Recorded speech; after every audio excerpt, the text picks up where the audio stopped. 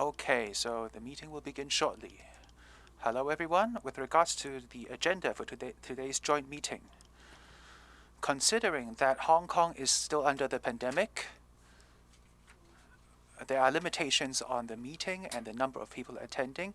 In addition, there should be social distancing measures. Therefore, during this meeting, we cannot do what we have done before, which is set up public stands for the public. So members of the public and the media could log on to our website and look at the live stream of this meeting.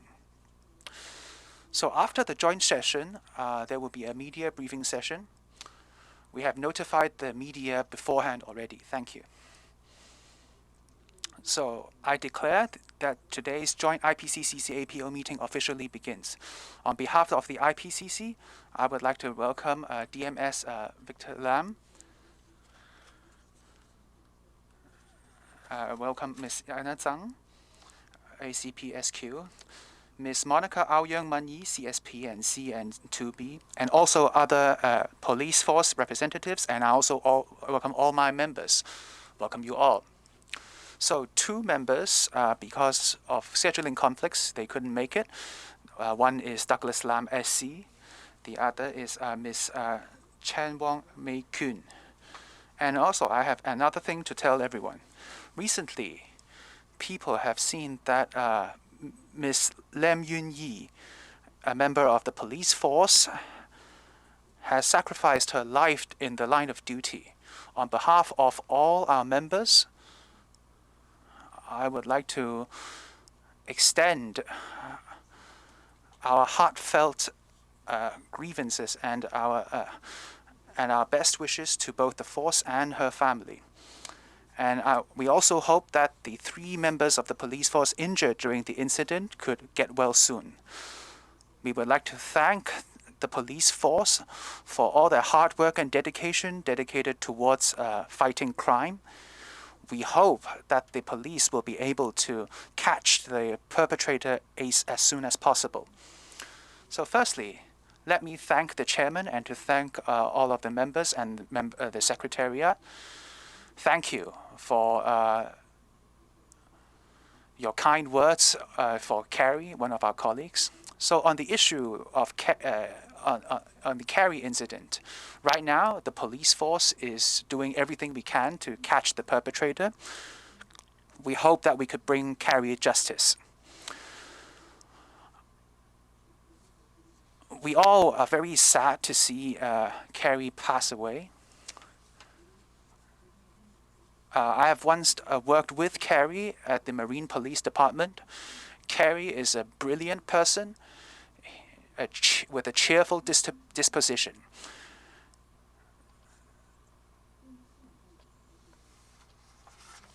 We are so very sad to see her die in the line of duty, but we will try to muster as much strength as we can to catch the perpetrator, and we would offer full support to our injured colleagues and their families. I reassure the members present that the police force will continue to perform our duties to protect Hong Kong and protect everyone. Thank you, Chairman. So thank you very much. Let us start the meeting. The first item on the agenda, as usual, we have to confirm the meetings of the June 22nd meeting. So everybody has already obtained the minutes from the Secretariat, right? If there are any opinions or any amendments necessary, please raise them now. Otherwise, it will be passed. Yes, it's passed. So secondly, members of the police force will offer us a presentation about vehicle examination and road safety. So now we'd like to invite the members of the police force. So let me do the presentation, Chairman. So traffic safety has always been one of the most important points of focus at the police force in order to reduce the amount of traffic accidents. The police force have always been using the powers enshrined in the law to carry out law enforcement, to arrange for examinations on certain vehicles. If there are any potential risks, we would immediately seize the vehicle. So this is to ensure that all of the vehicles on the road are safe. Naturally, we understand that when it comes to vehicle examination and seizing of vehicles, that may cause inconveniences on the part of some of our citizens. Some of them may also file complaints as a result. So therefore, we have today Mr. Zhang Hin-gin to talk about the purpose, the law behind vehicle examinations and the process, so that the public could understand why vehicle examination is important to road safety. And we also would like to avoid any complaints due to miscommunication. So, Chairman, everyone, I am Zhang Hin-gin from the New Territories North District. So today I'll be presenting on vehicle safety and vehicle examination. So firstly, I will talk about the importance of examining vehicle, and secondly, I'll be talking about the legal justification behind the legal procedures, and thirdly, I will talk about the process in handling such cases, and number four, I'll offer some examples of illegal vehicles on the road. So as we all know that vehicles on the road could potentially cause deaths. In the past 2 years, in year 2019 and year 2020, the number of fatal incidents, traffic incidents, is 113 and 97, is much higher than the total amount of murders, which is 24 and 22. Increasing road safety is one of the most important actions we take at the police force. Apart from human factors and environmental factors, machinery factors is also one of the reasons behind fatal accidents. Let us look at the data from the 2 years before. So in year 2019, there were 29 cases, and year 2020, there were 25 cases of traffic accidents involving mechanical failures. So in year 2019, on the 4th of August, there was a vehicle in the Chingshan Road, because the vehicle could not stop itself. That it hurt 2 women. One of those women have a severe head trauma and stayed in the hospital for 40 days. So the vehicle examiner found out that only one of the 4 wheels on this vehicle had proper brakes. All of the rest of the 3 wheels did not have proper brakes. So second incident is quite recent. On the 11th of September in year 2021, there was a traffic accident in Sanliang Tam Road. A vehicle crashed into a tree, and the driver had severe head trauma, and his ribcage was crushed. So let us see why this was the case. Because he has changed his steering wheel. His steering wheels used to have an airbag, but he removed that in favor of a steering wheel without airbag. That's why he was hurt. So the reason why we do vehicle examination is to guarantee the safety of all road users, and we want to make sure that all vehicles currently operating on the road abides by the rules stipulated by Hong Kong Ordinance Cap 374A. So according to Article 121, anybody using vehicles which are not compliant, once they are found guilty, they could be fined a maximum amount of 10,000 Hong Kong dollars and be put in jail 6 months. And a vehicle examination also helps us find out the cause behind different traffic accidents. In terms of vehicle examination, once a police officer finds a vehicle that he or she suspects to be non-compliant, he could use Article 79 of Cap 374 and file a non-compliant vehicle report and submit the report to the Transportation Bureau, and the vehicle examiner would follow up on the case in order to verify whether or not the vehicle in question matches the data on the registrar, and whether it's suitable for use on the road, and whether it's compliant in terms of exhaust gas exhaustion, and whether it abides by all the other bylaws stipulated in the transport rules. So after we have received this non-compliant report, after the Transport Bureau received the non-compliant report, the report will be followed up with the vehicle examiner. The vehicle owner has to go to a designated vehicle examination center to fix the problem. Please be reminded that the vehicle owner could fix those problems listed prior to the examination. If the vehicle did not show up at the examination designated time slot, that this would be put on the record, and the Transport Bureau would not renew its license. So if there were any non-compliant items found on the vehicle, the vehicle examiner would issue an order for repairs and arrange for a reassessment. So if there's any problems, we have to fix that. If there are no more problems with the vehicles, the case would be closed. Our main aim behind doing so is to hope that the vehicle owner could treat those problems seriously. Furthermore, if the police officer found these vehicles and they have reason to believe that this vehicle was previously involved in a traffic accident, or it's not suitable to be used on the road, or it's not compliant with the exhaust gas regulations, or it does not abide by any other of the traffic bylaws. If any one of those four requirements are satisfied, then we would decide that this vehicle is not suitable to be used on the road because it causes potential risks to other road users. I would offer more examples later. So through the Article 80 of CAP 374, we would we would seize the car for 72 hours and fill out a vehicle examination form. And we would submit that case for the Transport Bureau to follow up on.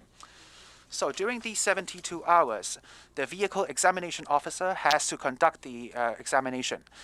If nothing's wrong, then the case is closed. If something is wrong, then there could be two things could be done. Firstly, he would issue a vehicle repairs order to the vehicle owner, listing out all of the faults in that vehicle and arrange for a second assessment. And at the same time, everything would be recorded on a non-compliant vehicle report, and the report would be submitted to the police force. And if they cannot attend the reassessment, then their vehicle license will immediately be cancelled. After the force has received these reports, we would start prosecution in accordance to the report's contents. So when the police officers are using their powers under Article 80, there are some conditions. Firstly, is that the transport laws gives the power of the police force to seize any vehicles. But within the force, the internal order stipulate that you need to be superintendent or above to carry out these actions. And the relevant personnel would be part of our transport team, and they must also obtain approval from the higher-ups in that department. And finally, the relevant personnel must have relevant expertise. He or she must have completed relevant courses from the Transport Bureau, from the Hong Kong Driver School, or the Hong Kong Police Transport Training Center. So next, let us look at some common examples of modifications. Some people like frontal spoilers, to change the brakes, to lower the vehicle chassis, to change the tires, to change the exhaust pipes, to modify the back spoilers, and to modify the level of tint on glass, to modify the chairs, the steering wheel. And some people like to add monitors, TV monitors on the front. So please be reminded, anything which could impact the safety of the vehicle and exhaust gas must seek approval from the Transport Bureau. Here are some illegal modifications of vehicles on the road. Here are some real examples. For this vehicle, they have added some parts with sharp edges on the front spoilers. So during road accidents, it is possible to cause the road users to be injured more severely. As for this one, they have a tire that extended aside from the physique of the vehicle, so it might hamper the tires. For this one, they have modified the exhaust pipes, which is extending from the physique of the vehicles, and once again, there are sharp edges, so when they are moving backwards and if they bump into the passengers, they may hurt them. And here is the rear spoiler. Once again, it's very big. It's extending the physique of the vehicles, and once again with sharp edges, which might injure passengers or other road users. This is a double-door vehicle, and they have been using some unfoldable seats. So what is the danger? If the passenger is sitting at the back and during car accidents, he or she will not be able to escape the vehicle timely. There are people who like to modify the steering wheel as well. Like the second cases that I mentioned, they have installed a steering wheel with no airbag, so during accidents, the driver may be more severely injured. Some of them might install some foldable steering wheel for the convenience of the driver, but if it is loosened, I'm not sure how he or she can control the vehicle. There are also some people who installed a steering wheel that is unstable. If it is not fixed, then once again, when it is in motion, the car will be out of control. These are also some popular modifications, that is the DVD player or the TV screen. In an area that the driver can see it, and it might distract the drivers from focusing on the vehicles. This is quite special. This is for the trucks. Usually they will remove the nut that is in between, which helps them to put some cargoes or boxes which is longer. But during car accidents, maybe the objects might hit or injure the passengers or the drivers. For this vehicle, as you can see, they have lowered the vehicle. For this type of modification, right on the spot, our colleague will be able to spot some evidence. Maybe they have stanced the vehicle, but whether or not it is illegal, we need to show it to the vehicle examiner for determination, because they will need to load the vehicle to see whether or not the tire will hit the sandboard, or when it is steering, the tire may or may not hit the sandboard. Once again, for this vehicle, when they are steering, then the tire is very likely to hit the sandboard. Other than stancing the vehicle, it is also likely that the diameter of the tire is too large or too wide, and once again, it might hit the sandboard while they're steering. This is another popular modification. People will put on some darkened stickers on the windows so that it may not be that hot when the sun is over their head. As you can see, there are some stickers reducing the light permeability. Whether or not it is illegal, once again, it is up to the examination of the vehicle examiner. For the windscreen or the windows next to the drivers or the passengers, they need to have more than 70% of light permeability.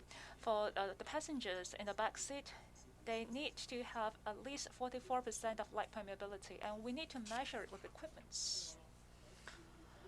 Here are some examples of cars lacking maintenance, which make them unfit for the road. For example, maybe the engine is leaking, or maybe they have poor brakes, or some overly worn tires, broken physique of vehicles, or fractures on the windscreen. As you can see, let's look at the tire, which is quite outrageous. You see there is no wrinkles on the tires at all. And once again, worn tires. The structure of the tire is seriously destroyed. You can even see the inside of the tire. For this truck, as you can see, the bumper is already destroyed, and there are some sharp edges which might injure the passerby. As for these vehicles, they have broken windscreen, and it is actually going to worsen over time and once again causing dangers. Here is a leaking. Well, while on the spot, our colleague has to look at some obvious evidence. Maybe we have to look into the machinery of the car to see if there are any internal leakings. For the trucks, maybe we have to go under the vehicles to see if there are any stains. But after all that, we need to tow the car to the vehicle examination center so that the examiner can check on it. Maybe we need to look at it from the behind, or maybe we need to send our examiners to go behind it.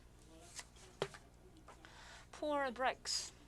Maybe on the spot, we will spot problems with the brake system, and we have to detain it for 72 hours for further examinations because we need to put it on some specific equipment in order to see how well the brakes are working. For example, normal vehicles require 50% of brakes. As for the handbrakes, we need 16%. If there are any problems, we might have to take down the whole tire in order to inspect the whole system of the brakes and the engines to see whether they are fit for use at all. Here are some statistics. In 2021, in the past 8 months, number of vehicles being detained by us are 1,327. And the number of vehicles which are determined as defected are 1,238. The percentage is pretty high, that is 93 times 3. Maybe you will have questions. As a member of public, if I spot some problems with the vehicles, can I report it? Yes. You can download a defective vehicle report from the website of Transport Department. You may mail, fax, or email it back to the TD as a report. Last but not least, I would like to say that car inspection is closely related to road safety, and the machinery of vehicles is one of the major causes of road accidents. The police force has been taking it very seriously to ensure road safety and reduce the number of road accidents as well as the injuries. Car inspection can also enhance the awareness of the members of public to abide relevant laws. These are all I would like to share. Thank you for the members of the police force for such introduction. I would like to see if any of our members have any questions. Yes, Dr. Lee? Chairman. I remember that many years ago when there is JP, we can go to the lesson so that we can report about poor exhaust fumes. I had a morning section of trainings. Well, originally I need to do field study in the afternoon, but I think it is too much for me because it's too much for me to learn how to examine whether or not there are unwanted exhaust fumes. And I think the problems is no longer exist on the list. And you also said that the members of public can report it, but if we notice some reckless driving, then how can we report that? Responding to your first question, if there are exhaust fumes, actually we can measure to see whether or not it existing our requirements with some specific equipment. Once again, it has to be done in our vehicle examination center. For your second question, if members of public spotted that there are drivers with poor driving attitude, they can report it to the complaint units of different traffic branch. I believe that the car cameras is actually very popular. You can send us the relevant video clips. As long as the car plate is available, if we can locate the driver, we will proceed with prosecution. For example, if I want to report the driver, what should I do? Thank you, Mr. Yik Shiming, Vice Chairman. Thank you for your introduction, Superintendent Chen. According to your sharing, if the frontline police officer noticed that there are immediate danger of the vehicle, well, usually we will tow the car and detain it. Well, there are some things that you can spot right on. For example, there are fractures on the windscreen, or maybe there are no wrinkles on the tire, sharp edges, etc. These are items that is easy to understand and easy to handle. But there are other cases. For example, you notify the driver to go for examination. Usually, those cases will involve illegal modification. After your notification, that is after 14 days, I'm not sure about the number of days, but it is actually quite easy for them to remodify it. And then they can send the vehicles to your examination center. And after you have checked them, they will remodify it again. So it seems that it is not effective. Therefore, last time when we discussed it, I made a suggestion. There is a case saying that the frontline police officer didn't notice that the spoiler is actually okay okay to be that outrageous and they send the car to examinations? Well, is it possible for you to send the data through mobile apps? Maybe sometimes the police officer suspected that a certain vehicle is being illegally modified, and they can click on to the mobile apps and see whether this type of vehicle can, for example, has such a huge spoiler at the back. Secondly, if I would like to report a certain case, then what you're asking me is to go back to my office, go onto the website and download the form. By then, I would have forgotten every details. But we can also have the mobile apps. Immediately, I can use my mobile phones. I can enter the date and time, car plates. It will be much more convenient for the members of public to report. Because if you ask us to go home and download a form to do it, definitely we are not going to do so. Thank you. Members of police force, any responses? If not, then let's see if there are any other questions. Martin Wong, Professor. Thank you, Chair Lady. I have two questions. I am quite concerned about the illegal modification of vehicles and also the lack of maintenance. Do we have a data of the last few years showing if the problem is getting more serious or not? Are there some alarming trends that we have spotted? Apart from car or vehicle examinations, is the police forces taking any measures like public education, promotion, so that we can reduce the number of cases of illegal modification and hence improve road safety? Anyone from the police force? Talking about statistics, I don't have such on hand. Maybe I can supplement it later on. Regarding education, that is a very good suggestion, and we will take it into considerations to see if we can do any publicity in this regard. Thank you, Superintendent Zhang. We will address Daniel Chen first, and then we'll go back to the side. Thank you, Chair Lady. Thank you, Superintendent Zhang, for your introduction. It's very detailed. I noticed that many of the council members are concerned about the modified vehicles or the modified vehicles which might hamper road safety. I can see that you have a set of guidelines for these cases already, but it seems that you are quite passive. You have all the information in place and you know what to do, but I am unable to notice that you will have some regular or maybe some targeted measures like certain roadblocks targeting at the illegal modified vehicles. Actually,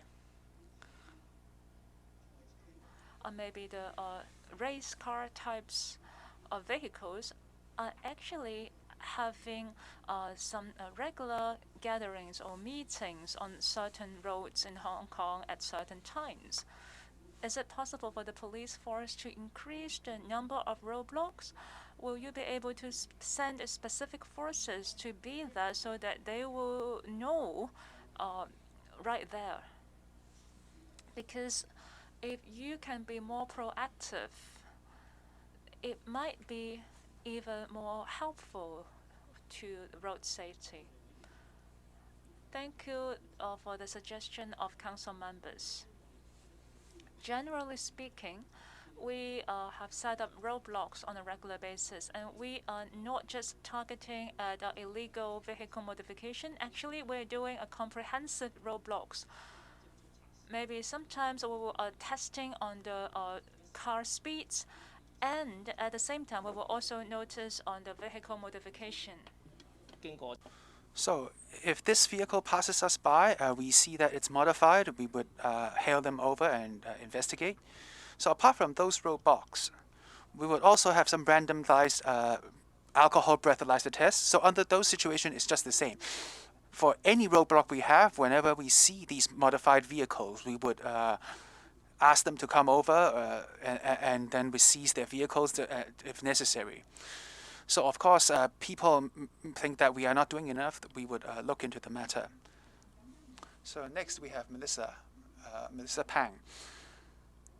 A simple question. So these modified vehicles make the roads more dangerous, but could we look at the source of these problems, right? All of these race cars modification are done by certain garages, right?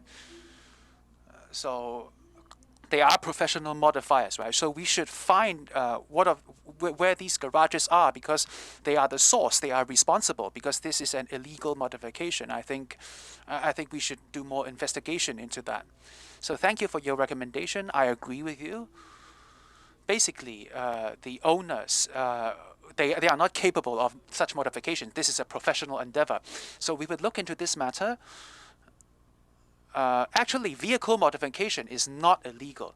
It's just that if you use the vehicle on the roads, that's illegal, and the owner would break the law. So we would look into this matter. So before Clement, of course, whether or not something breaks the law is very fact sensitive. But if one party provides something to another, knowing that this would break the law, then this is what Melissa has alluded to. Like this may be illegal, and this could be worth looking into. Thank you. So Mr. Chan. Thank you for Mr. Zhang's introduction. I have a simple question. So when we're looking at these complaints, a lot of the times the complaints, well, we frequently see this, is that there are some disputes, like disputes over parking or disputes over transport rules. So a lot of the time we see that the police officer, they would see the vehicle and they would say, oh, I suspect that this is a modified vehicle, and then they mandate examination, like what the vice chairman said. So a lot of the times, the reason behind these complaints is because there was a preceding disagreement. There was a preceding dispute. So the owner of the vehicle may feel that the police officer has deliberately asked him to go for a vehicle examination as revenge. So you have talked about this before. When the police officer decides to seize a vehicle for examination, are there guidelines and rules or working records which requires the officer to write down what his suspicions are? And if there is such a record, then a lot of these non-issue complaints could be easily dealt with if there is such a report. So in the Article 70 and Article 80, when using these powers, the officers have to fill out a form.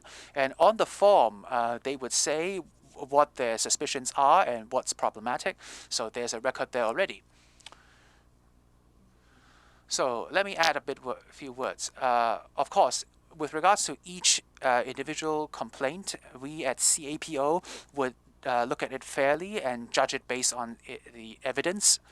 So when a police officer, we don't know what happened preceding to the examination, but the decision to examine the vehicle is not one that he carries out alone. And we have to look at what the reasonable suspicions, reasonable cause were, and you know what probable cause that the officer has.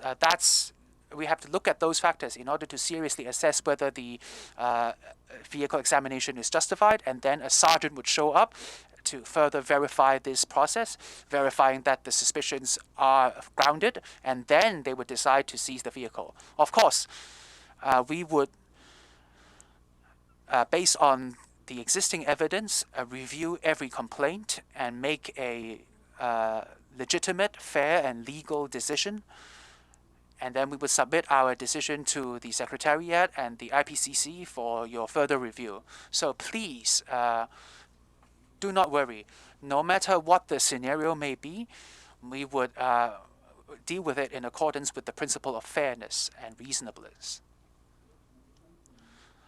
So let me follow up on the questions posed before. From the perspective of handling and preventing complaints, because in the past, with regards to Article 79 and Article 80, there has been complaints in those areas. So particularly for Article 79, because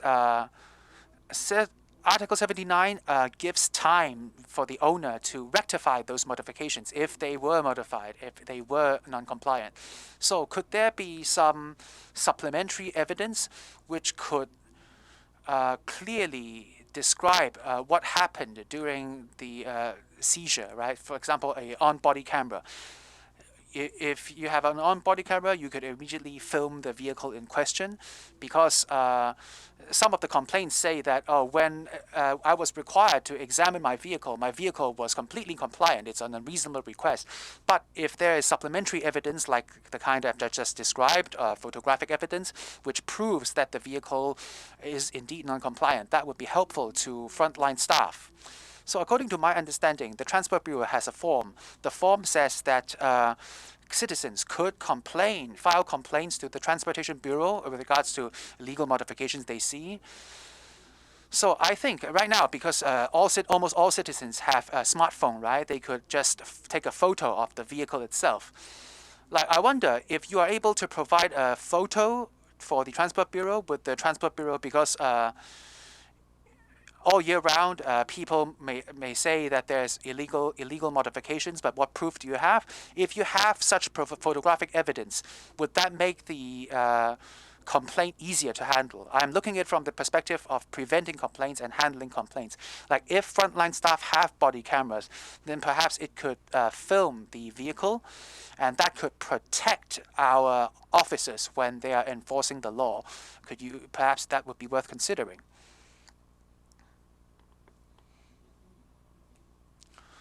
So of course, in the past, the police force has always been trying to make good use of technology in law enforcement, and your advice, we think, is a very useful one. Alex, thank you.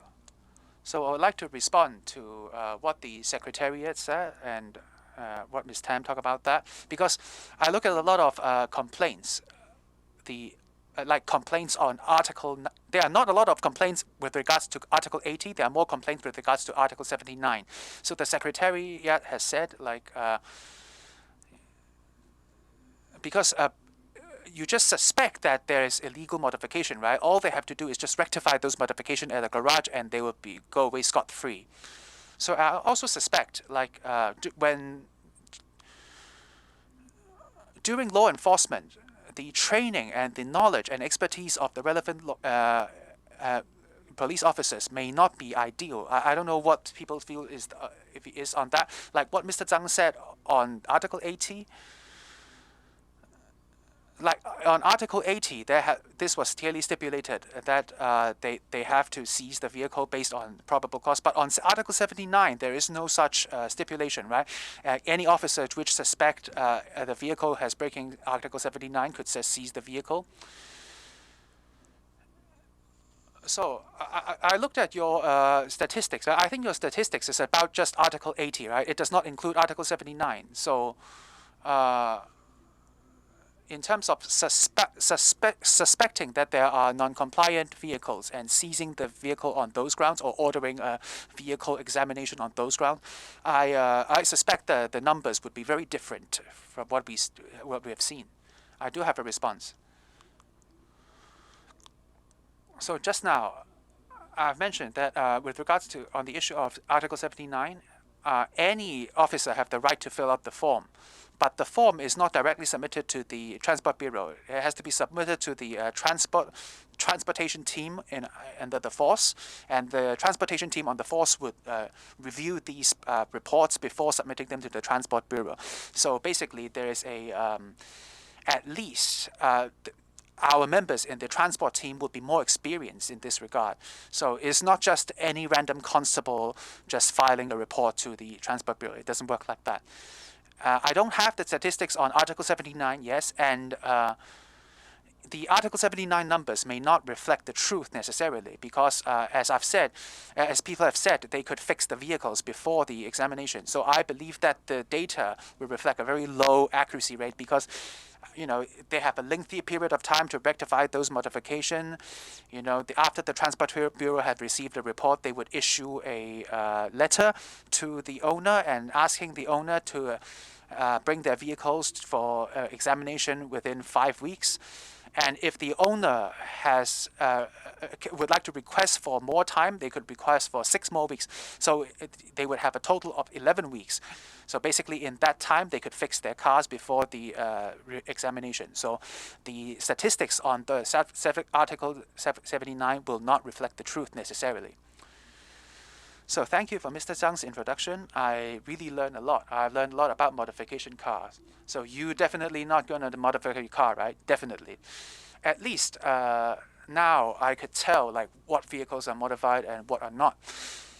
And one of the questions I have is something that I've always paid attention to. Vehicles which were not maintained properly. So I see that quite frequently we would be talking about vehicles used by professional drivers like trucks or vans. That's a more common occurrence because I'm a driver myself. So on the road, I pay attention and I would notice these vehicles. Oh, this vehicle is emitting some strange noises. That vehicle looks wobbly, etc. So I would like to ask, because when these vehicles are poorly maintained, then it's quite easy for the vehicle to lose control during accidents. So the accidents caused by these incidents are quite severe.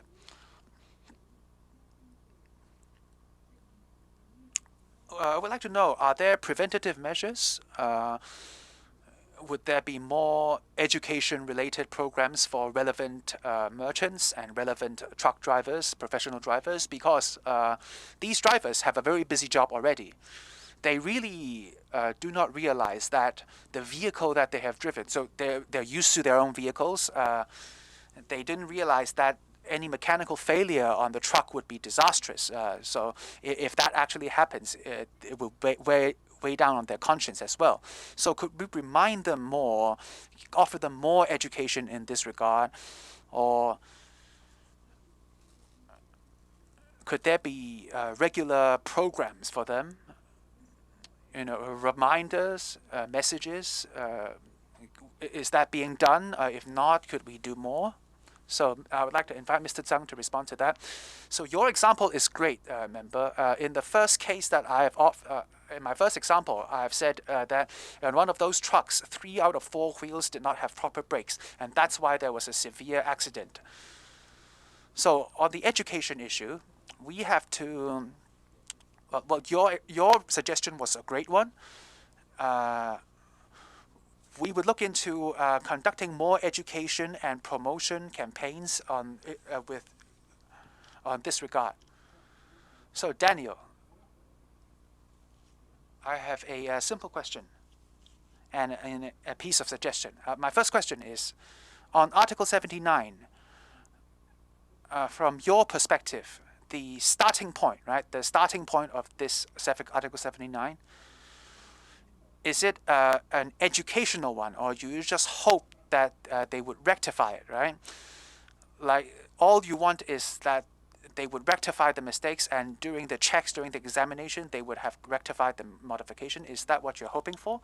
And my second piece of advice is that in the case of Article 79, so now I'm responding to the questions of Clement and from the Secretariat. So in terms of the complaints and handling of complaints, how should we do? Could you ask the Transport Bureau, could you conduct a simple survey on all the individuals who are submitting their vehicles for examination under Article 79? Like, during this process, you could ask them on the survey whether or not they have rectified their modification during the period of time. Like I'm talking specifically about the Article 79 notifications. Is this possible? Like if you ask them this thing, they have to answer you yes or no, right? If you do that, you could solve a lot of your problems. Because our target is to, this is what we're trying to do here, right? It's also helpful in the sense that it helps the police understand the actual situation on the ground. Like,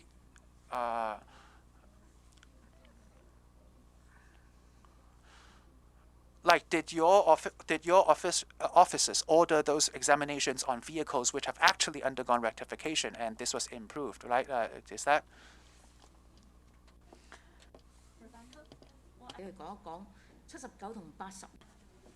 I think Daniel has said what I want to say. For Section 79 and 80, well, what Daniel has been mentioning is exactly that.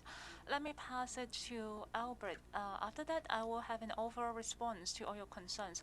Let's listen to Albert first. For Section 79 and 80, as I have mentioned regarding Section 79, our major objective is for the car owner to take the matter seriously.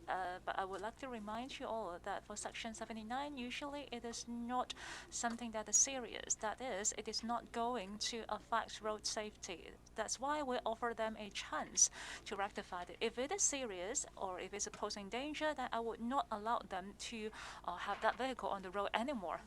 EFS, thank you, Chair Lady and Council members.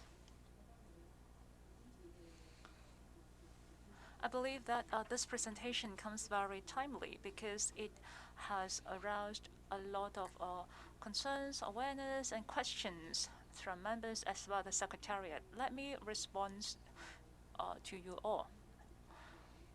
We really focus on road safety. There are a few areas. First, education, as members have mentioned. Education, publicity, and law enforcement. I think law enforcement is our last resort. It is only when we notice serious breach of the law, then we'll enforce it. In the whole government, road safety has already been tackling it from different aspects. For example, there are a traffic advisory council from the bureau. As for ourselves, in the police force, we are also working with the respective traffic sector. There are Road Safety Council, which hosts regular meetings. There are also some NGOs, including Hong Kong Road Safety Association. They have put a lot of effort into education and publicity regarding road safety. As for us, police force, we will try our very best to collaborate with them. As I always mentioned, we actually do not want to see any law enforcement, as I said at the last meeting. Although we are offering e-ticketing, but actually I do not want to issue any of them. It is only when we notice there are an infringement of law or there is a hampering of road safety, then we'll have to take action. What Daniel has said is the key point. As we are enforcing Section 79 and 80, the major difference between the two is that vehicle examination is not a penalty measures. The spirit of Section 79 is that we will point out some minor breach of regulations. Maybe there are some problems with the vehicle structures or some minor breaches of law. We hope that the car owner will take action on their own so that they will rectify it.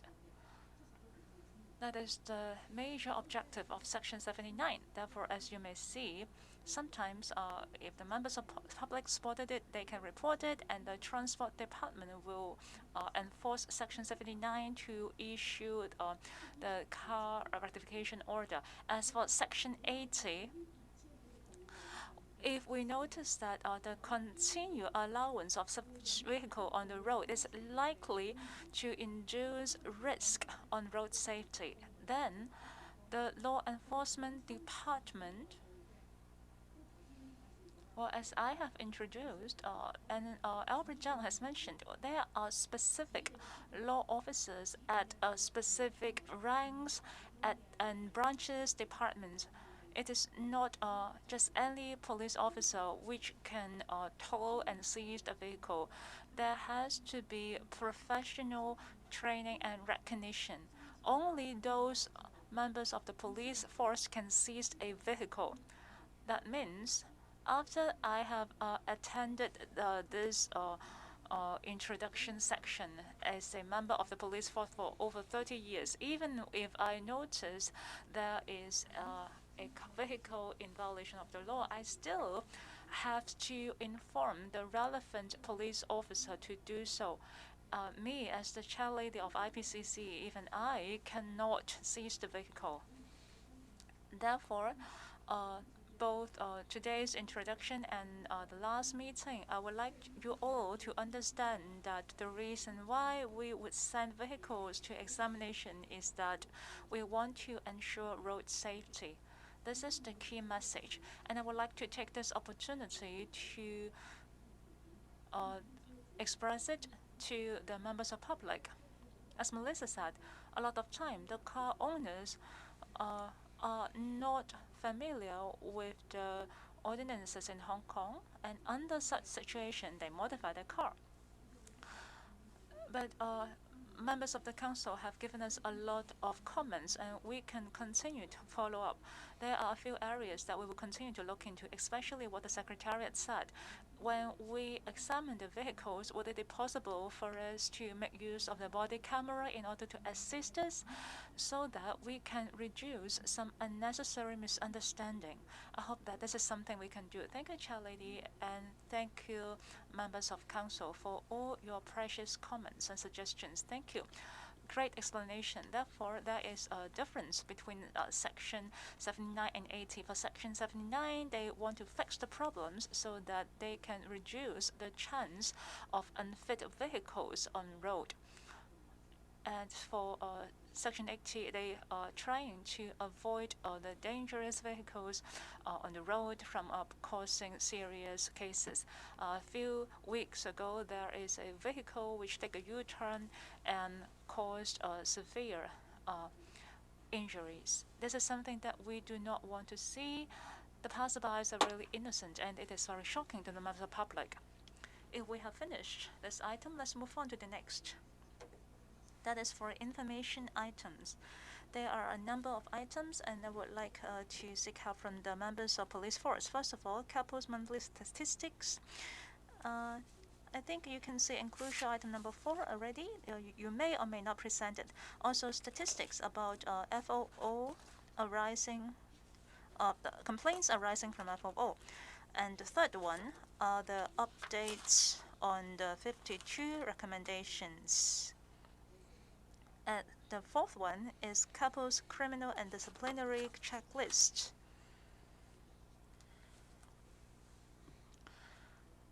You may find it in enclosure item number 5.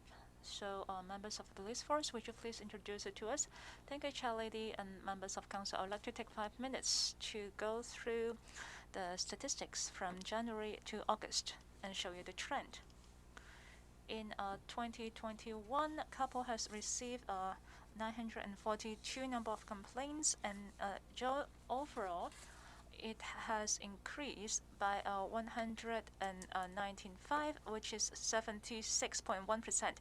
As we compare it with 2019, well, it has a drop of by 87 cases. That is 88.4%. In the first 8 months, there are 300 cases which are being handled by the expression of the satisfaction mechanism, which is 28 cases less. That is a drop of 8.1%.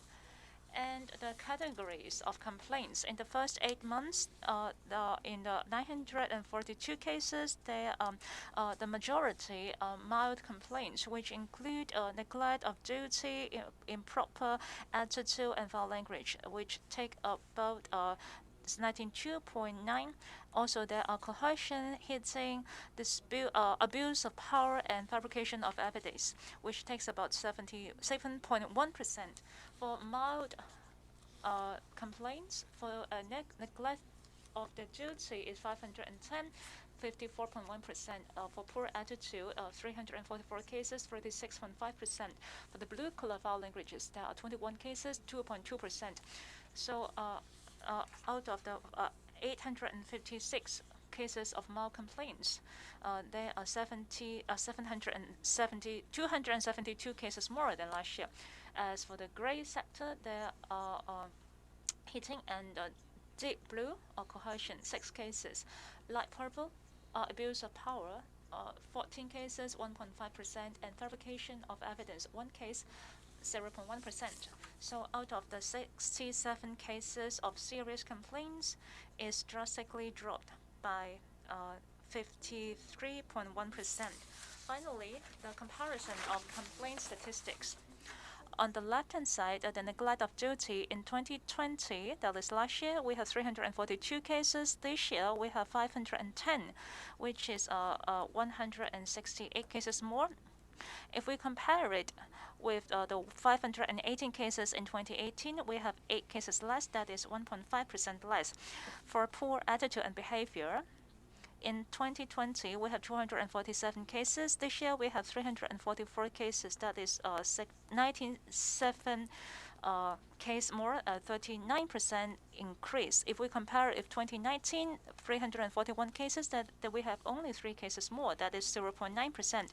For foul languages, from 14 cases last year to 21 cases today, to this year, that is 50% in addition. If we compare it with 2019, 20 cases, then the statistics are basically similar. Serious complaints from hitting, we have dropped from 89 to 46. We have 48% decrease. If we compare with 2019, we have a 58 cases less. Speaking of cohesion, from last year we have 10 cases. This year we have only 6 cases, with 4 cases less, about 40% drop. In 2019, we have 9 cases. Now we have a 33% drop. As for abuse of power, we dropped from last year 38 to 14 cases this year. That is 43.2% of drop. In 2019, we have 28 cases, so there are 14 cases less. Last but not least, fabricated evidence, from 6 cases last year to 1 case this year, so it's 5 cases less. 83.3% less, and 2019 we have 9 cases, so now we have 9 cases less. So here are the statistics from January to August. That's the end of my report. Thank you very much, Sam. Any questions, shares, or comments? As for myself, I am as you know, there are some serious pandemic outbreak cases last year, and we have about 2% of fatality cases. That's why we have a drastic drop of complaints last year, because there are not so many activities on the road. I believe that is the key reason. Chair Lady, I believe this is the key reason. Any other questions or comments? If not, then thank you very much. If there is no any other business, I would announce that the open joint meeting has come to an end. Okay, we have 52 recommendations, right? Daniel just remind me. Thank you.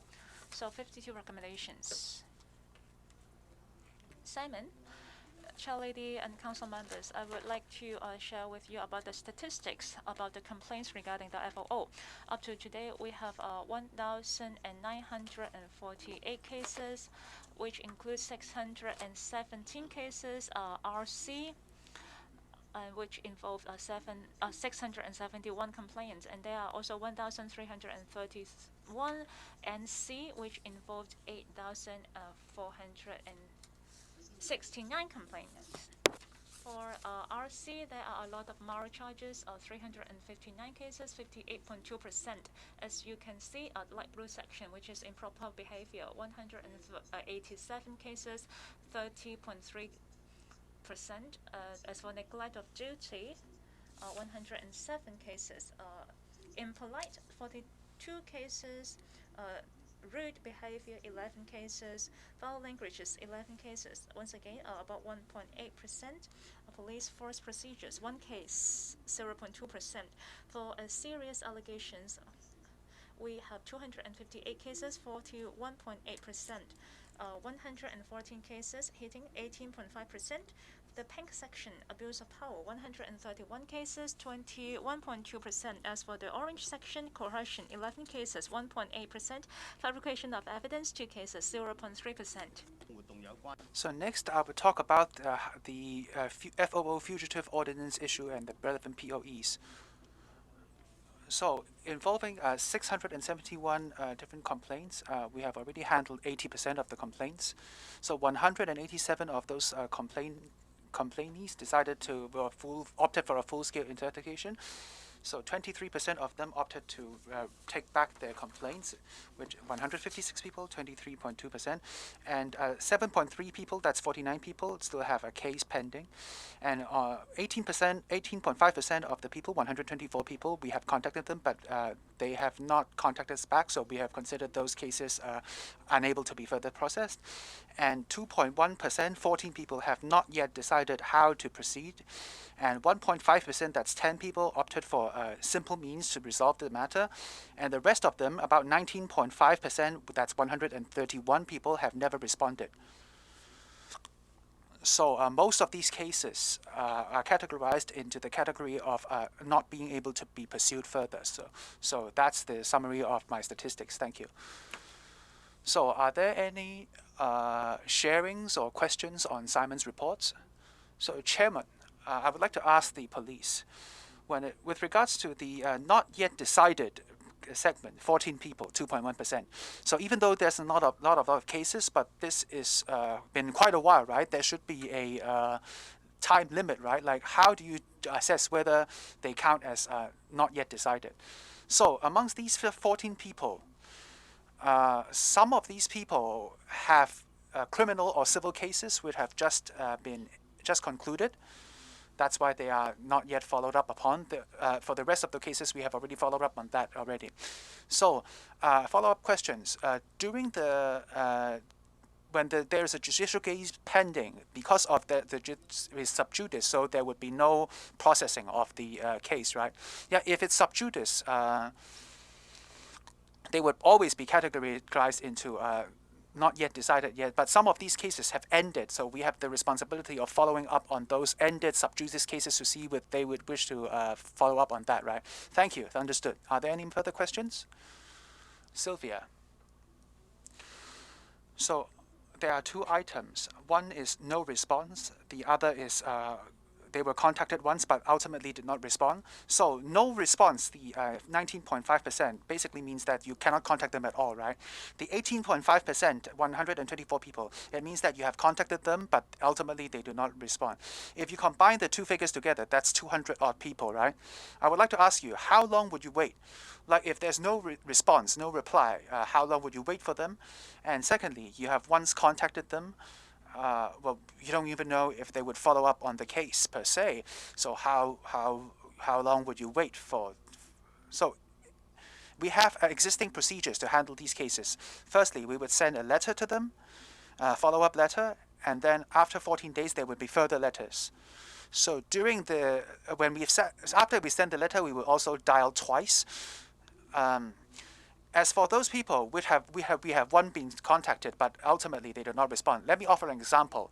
For example, there is someone who has once filed a complaint, and he has sent a lawyer, representatives, to say that, if you want to contact my lawyer, don't contact me directly. A lot of the times we are able to contact the lawyer, yes, but after a while, the the person who filed the complaint no longer hired that lawyer, so there's a time element here that we cannot control.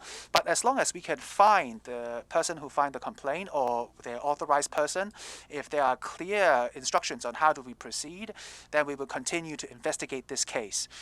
If ultimately we find the person, but they are undecided, we would still use existing procedures to handle those cases as well. I have one thing to add.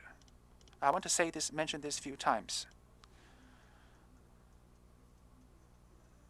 So you look at the three largest parts, right? Excluding the blue part, the pink, orange, and yellow part, that's like 60-something% of the total figures. They basically have not yet responded. And what the other one is, once they were contacted, but ultimately they have not responded. And the last one, the orange bit, is like they have taken back their complaints. So, like, we can't force someone to communicate with us, but before there are any complaints, if possible, we should explain it clearly to everyone. We must obtain the identity and name of the complainee. And secondly, they must submit a way to communicate with them, to contact them. We would use that contact. Time is of essence because there's a matter of memory, right? Human memory only lasts for a certain while, that it always fades. That's normal, like that's what human beings are like. So if the incident happened last year, it's very difficult to remember it. It's difficult to recall something that happened last month or last week.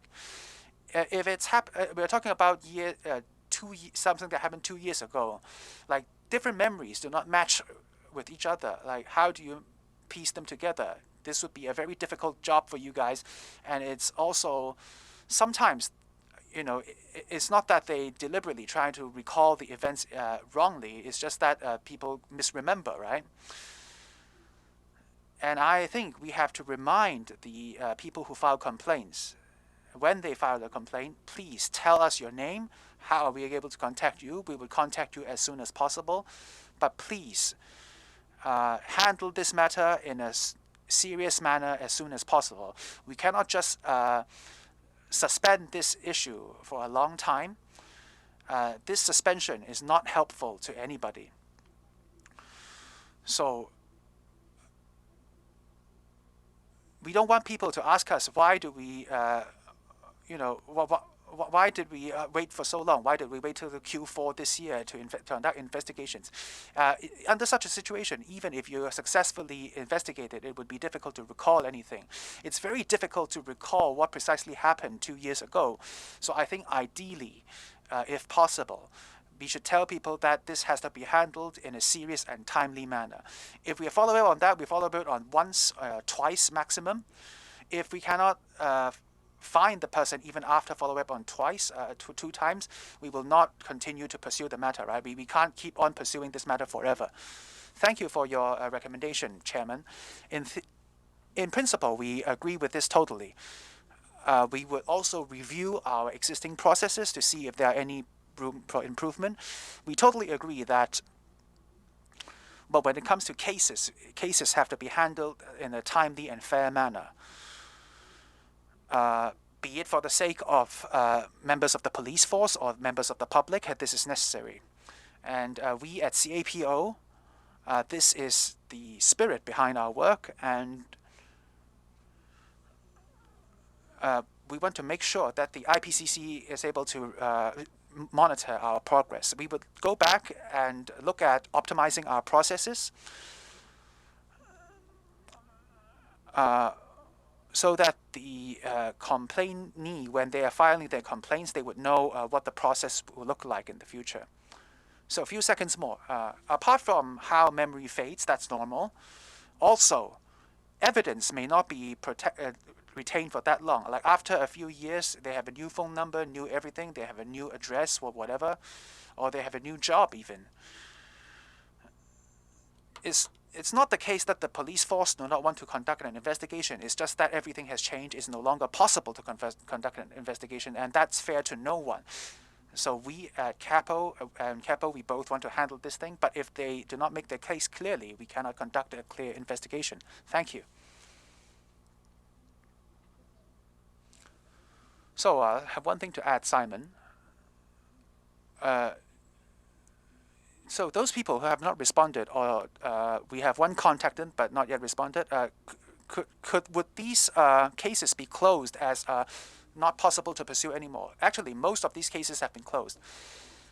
So amongst the 670, we have submitted 538 cases out of 671 cases we are pursuing, but most of these cases have been, the investigation has already concluded.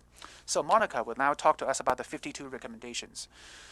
So, on the 52 recommendations offered to the CAPO by the IPCC, we are now reporting, we have already reported our progress to the committee, and the committee has submitted the 5th progress report to the chief executive.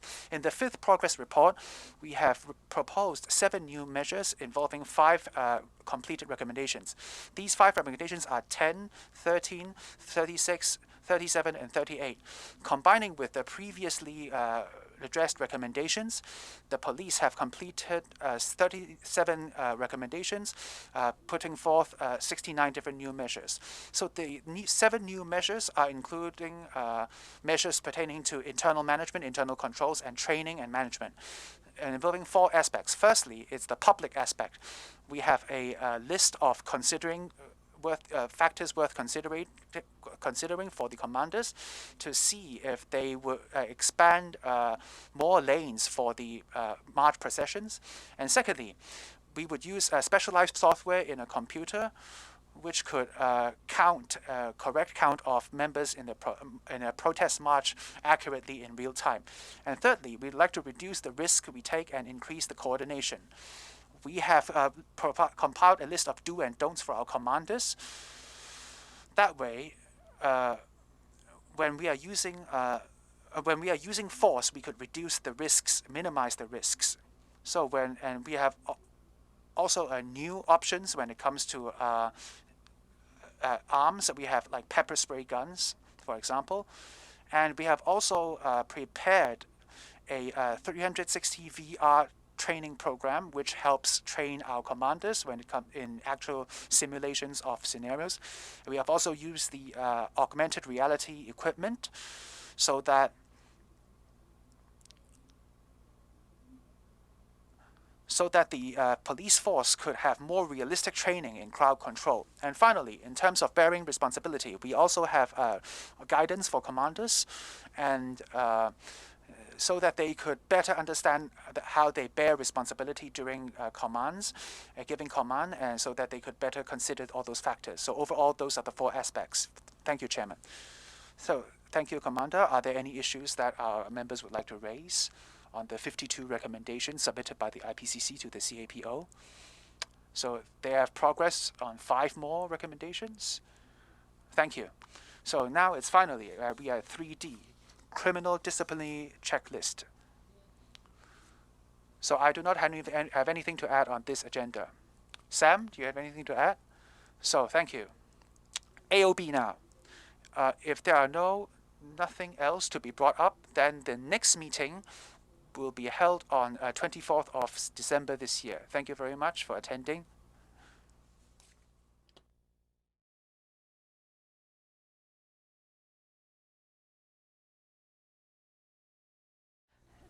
Good afternoon, friends from the media.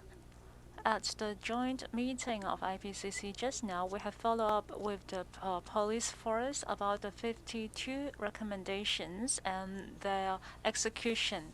As of this moment, they have already implemented over half of them. That is total of 37 recommendations, and they have 69 new measures. And the new 5 measures are focusing on equipping the internal management of the police force in controlling public events, deployment, as well as internal training. I believe that such improvement regarding the police force is going to effectively reduce and prevent similar complaints from arising again. The 52 recommendations by IPCC cover a wide spectrum. Of course, it is not going to be easy to be implemented.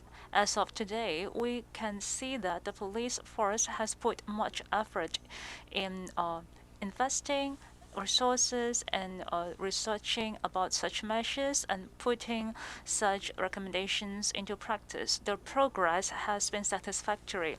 The IPCC will continue to understand the various measures and the progress of optimization of the police force through existing mechanism.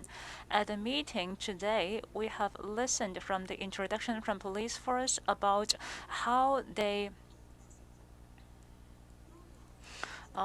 execute the Section 79 and 80. They will issue the car inspection orders and also other relevant law enforcement procedures. We observed that in 2016 and to 2020, there are 38 relevant complaints. There are 18 cases regarding to Section 79, while 20 cases regarding Section 80, so a total is 39. Most of it involves that when the police officer issue the orders, they may challenge the grounds, or when they seized and towed such vehicles for further examinations, there may also be complaints. Regarding that, they have put in place a series of improvement measures, including 4 of them. First, they recommend the police force to strengthen relevant trainings so that they can enhance their ability in evaluating whether or not a vehicle is fit for road. Secondly, they will have body camera or camera. So when they inspect the vehicles, they will videotape the potential issues that might breach the law so that it can become evidence for them to issue relevant orders. By doing so, they can prevent police officers to arouse complaints when they are enforcing Section 79 and 80. And third, the procedures of issuing such order, so that the police officer, when they issue such order, it is appropriate and in line. Fourth, we will formulate a database about the specifications of vehicles so that the police officers will be able to understand the specs of different vehicles, understanding different models of vehicles, so that they can, based on the database, and fully consider whether or not the vehicle in questions are being illegally modified. And upon then, they will evaluate whether or not they will have to issue such orders. We believe that all these improvement suggestions will effectively enhance the service quality of the police force, reduce and prevent relevant complaints from happening again. IPCC very much value the communications with stakeholders on different platforms so that the members of public will be more aware of the two-tier complaint system. I will now pass it to Mr. Chan Clement, the chairman of TSC.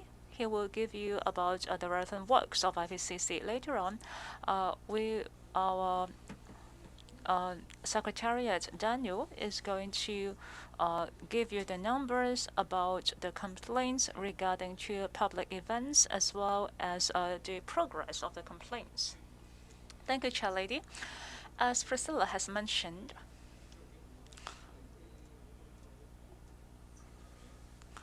the IPCC highly value our communications and contacts with our stakeholders.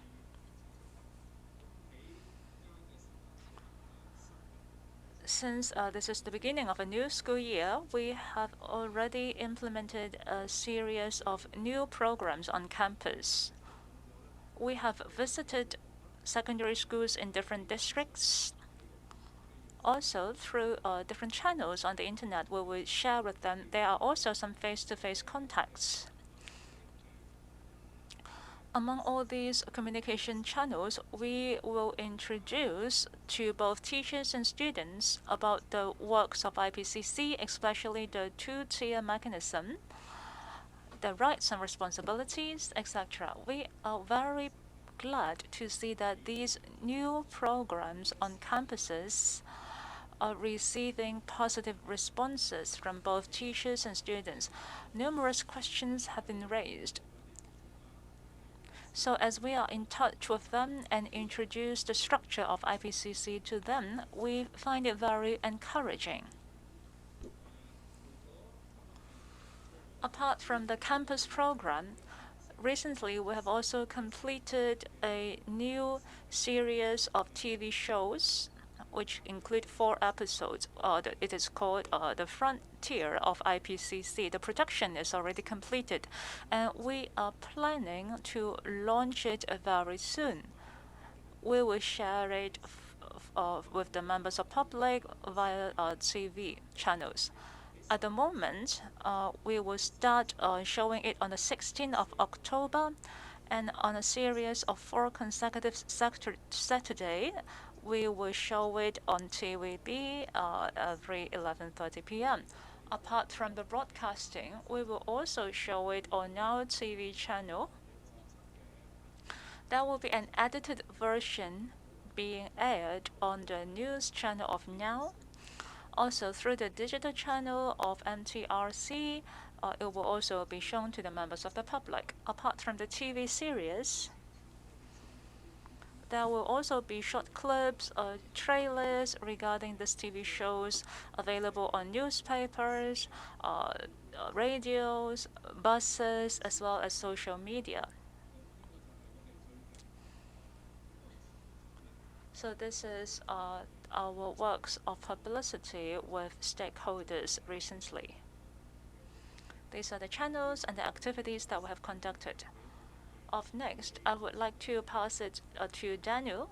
He is going to share with you about the complaint statistics regarding to large-scale public events as well as the investigation progress. Thank you, Clement. Hello, everyone. So next, I would report to everyone the public order events sparked from the Fugitives Ordinance issue and what were the complaints like up till 31st of August. We have obtained a total number of 1948 complaints. So 671 of those complaints were RC complaints. And there is also 1,330 complaints which are notifiable complaints. In the 617 complaints, it includes 1,093 accusations. Amongst those 1,093 accusations, 70% of those accusations are mild ones, involving 756 different accusations, including inappropriate behavior. There are 291 incidents of inappropriate behavior, accounting for 27% of the total 1,093 complaints. There were 259 incidents of negligence of duty, accounting for 24%. As for the rest, including impoliteness, foul language, rudeness, there were a total of 204 such incidents, accounting for 19%. So for serious accusations, account for 30%. There are 337 incidents. As for abuse of power, there were 170 incidents of abuse of power, accounting for 15%. As for assault, there were 137 incidents of assault, accounting for 12%.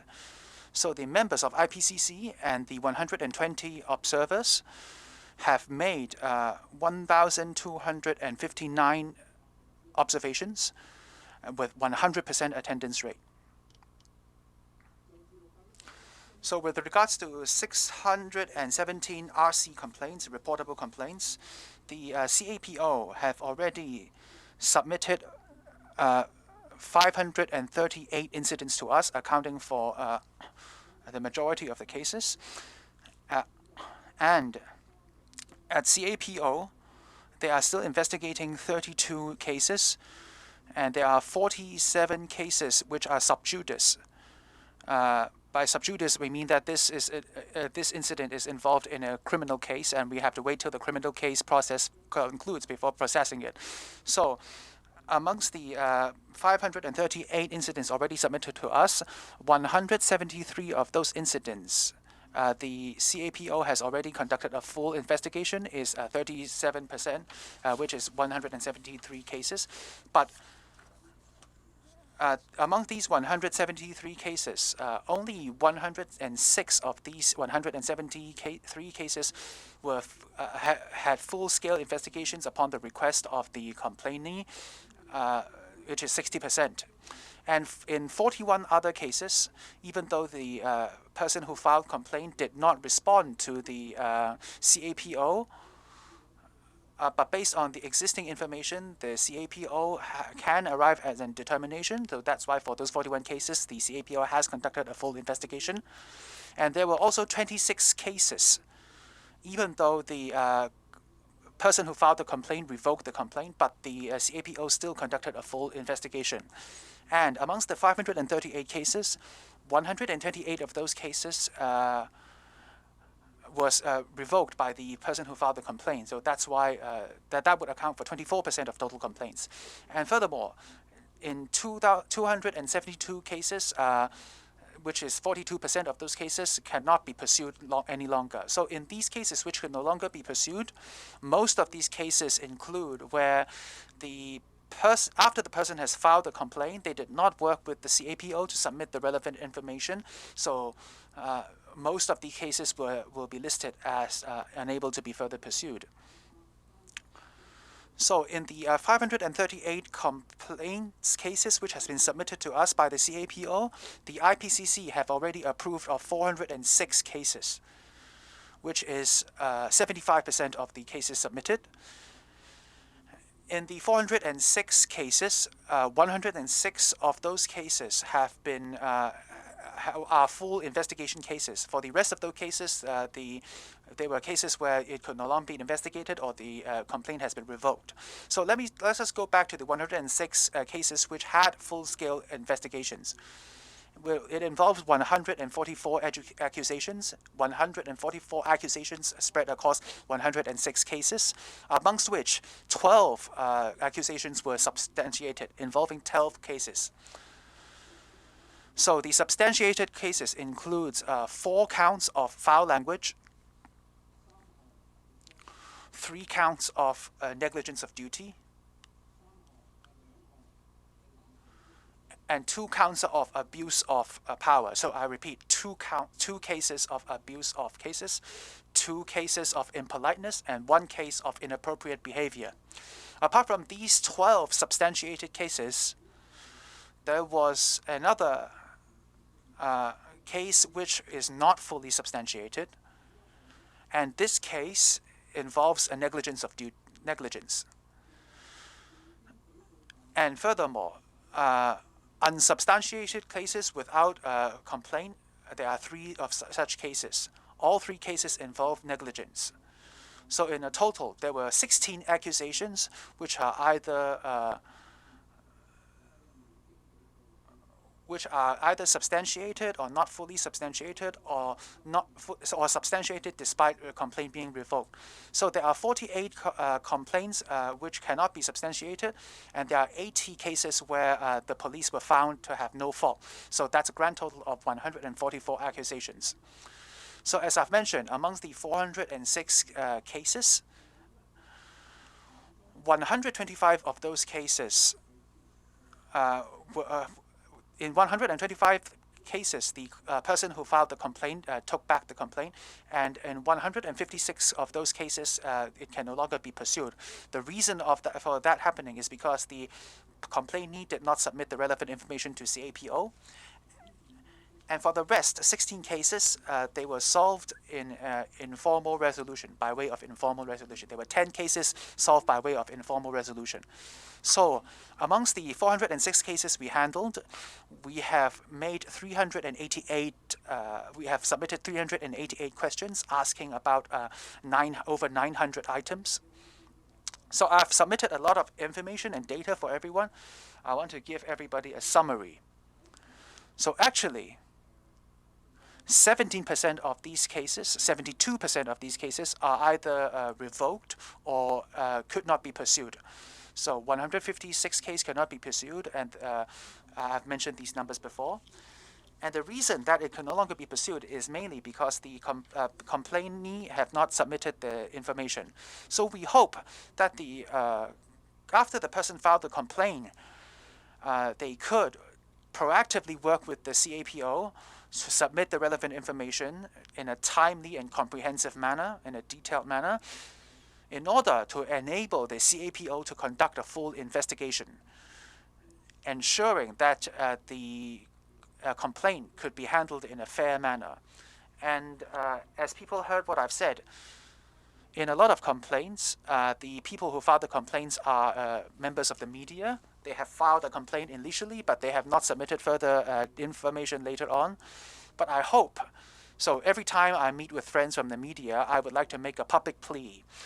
If you have submitted a complaint, of course this is your right, but where there are rights, there are also obligations. I hope that the citizens could fulfill their obligations to contact the CAPO after filing the complaint and submit the relevant information so that each of these cases could be handled in a fair manner, so that we at IPCC could also treat each case fairly and ensure that each case would be handled properly.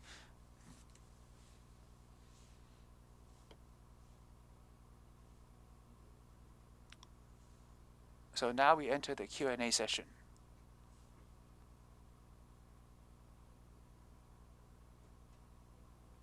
The Secretariat instructs the media to introduce themselves before posing the questions.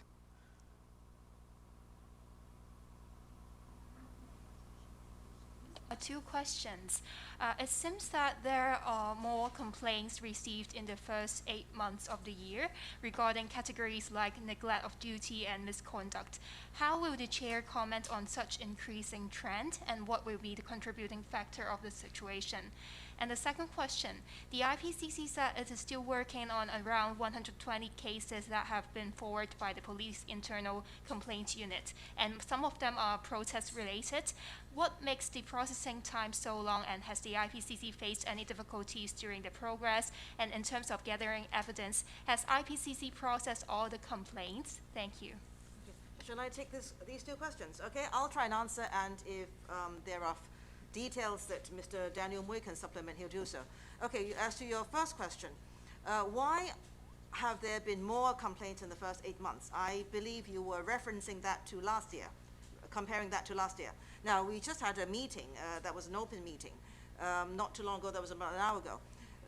We reckon that that must be referable to the situation regarding COVID-19, because the figures, if one were to compare with the year before, which would be 2019, the figures are not that different. But if one were to compare against 2020, there was a drop in 2020. Now, it's not difficult to imagine what happened, because during COVID times, when it first hit, it was rather serious. We had cases reporting death, people in the intensive care units in Hong Kong, and at one point we had something like 160 something cases every day. Now, touch something, we've seen better times now. Life has gradually been returning to normal, not quite normal, we're all behind masks, but we basically see a few imported cases almost on a daily basis, but we have basically cleared infection cases that are local. In Chinese, we call that tingling, for quite some time now. So, not surprisingly, life came to not entirely a standstill, but life became a lot quieter in the past year compared to this year and the year before last year. So that probably explains the dip in the last year. Okay, so that's your first question. The second is, why is it? Because if you look at the figures that Daniel Mui just presented, we have, well, not we, in fact, it's CAPO and us, cleared 80-something% of FOO-related cases, if I understand him correctly, and we've seen those cases just now. Now, some took longer than others, really because of a number of contributing factors. Some, for instance, some were court cases, so we had to hold, CAPO had to hold investigation and dealing with those cases until the court cases were completed. Now, we don't control the court process, but it does take some time. So that's one category. The other is that quite some cases, and if one were to add them up, there would be 40-something%, were either not pursuable because the complainant were not identifiable or refused to come up and decided to abandon, and about another 23% were withdrawal cases. So if one were to add these three categories, and Daniel would have figures with him if one were interested, that would be 60% plus, just over 60%. And that was why we all said, and that was in Mr. Mui's speech just now, that we would urge people who have complaints to please come forward and cooperate with CAPO, who would be investigating the complaints.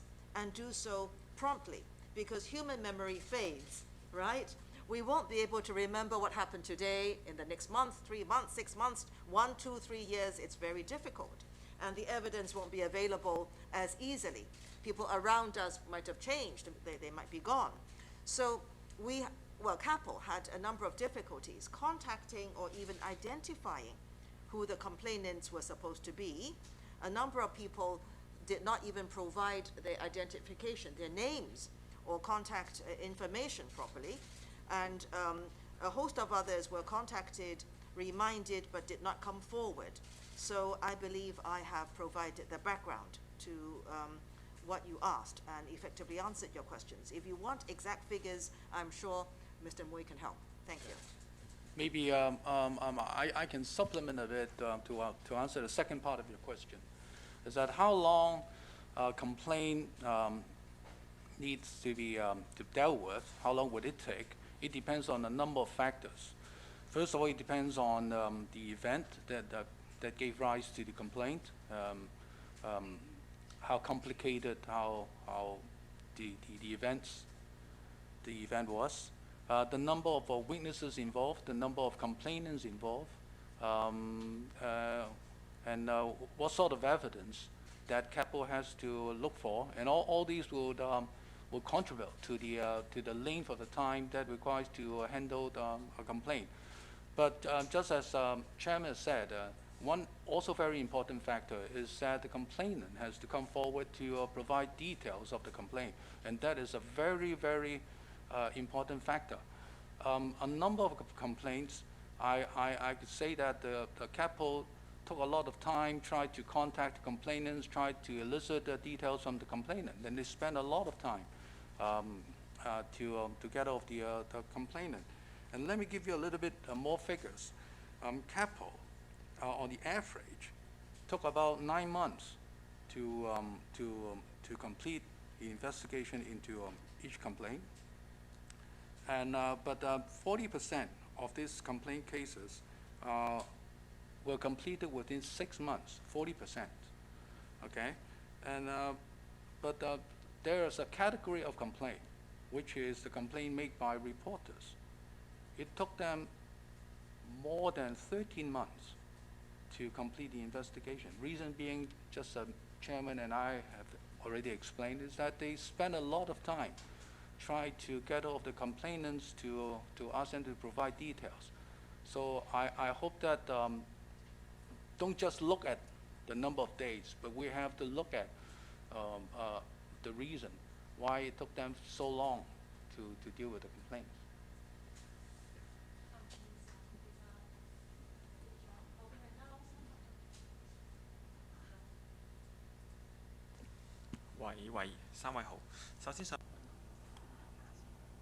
Good afternoon, everyone.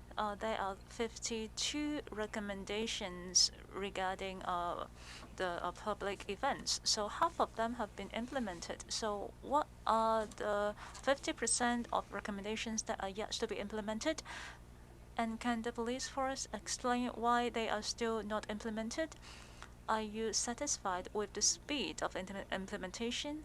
And as mentioned regarding the FOO, there are quite a number of complaints against the police force that are substantiated. So are they being penalized? What are the types of penalty? Finally, I have a question for Mr. Chan. I know that you are being commissioned to investigate about Abu Dhabi, and there are some investigators entering to the office of Abu Dhabi for evidence. Some of the directors are already arrested. Are there any impact on your evidence collection process? Let me first respond to you about the 52 recommendations. As you have all heard, at the meeting today, the police force said that 37 of the recommendations are being implemented. Out of actually, there are phase 1, 2, and 3 in the 52 recommendations. The first phase, hope that they can be completed in 6 months. Phase 2, within 12 months. Phase 3, it hoped to be implemented within more than 12 months. When the chair lady came into her office, she said that out of among the recommendations that are being implemented, are they up to the standard? I have checked it personally and found that they are all up to standard. So the remaining dozen of recommendations, as I've mentioned in the meeting, the majority of them are within phase 2 recommendations.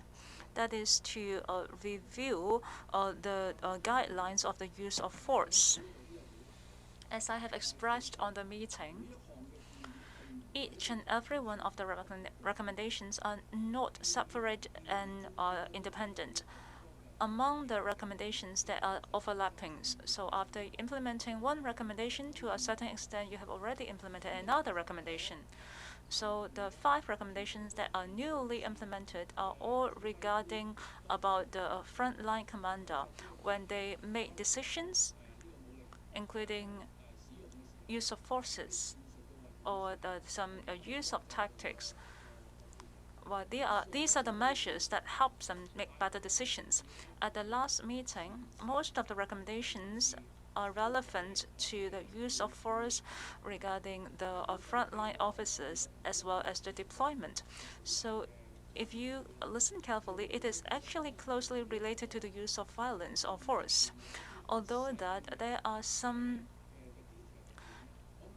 details within the recommendations that are yet to be completed. Therefore, they cannot say that the recommendations are being implemented. But to my standard, to a certain extent, the category 2, that is use of force, are being completed to a certain extent.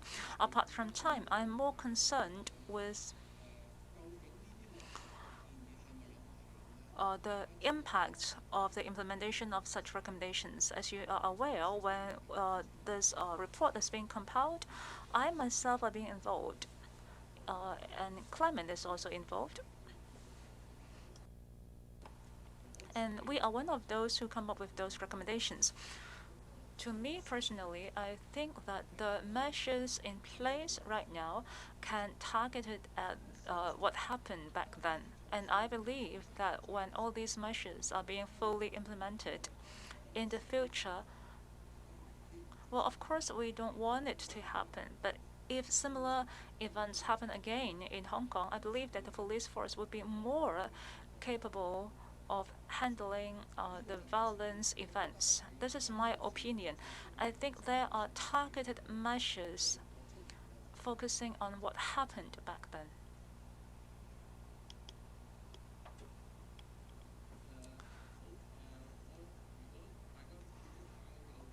Well, if friends of media are interested,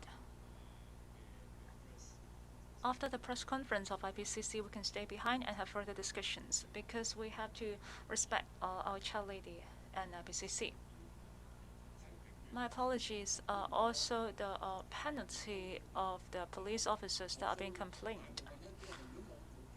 If I remember it correctly, most of them are ended with advice without entry. Basically, all the complaints are mild complaints. I have read it out for you by categories. So most of the complaints are only complaints on negligence of duty.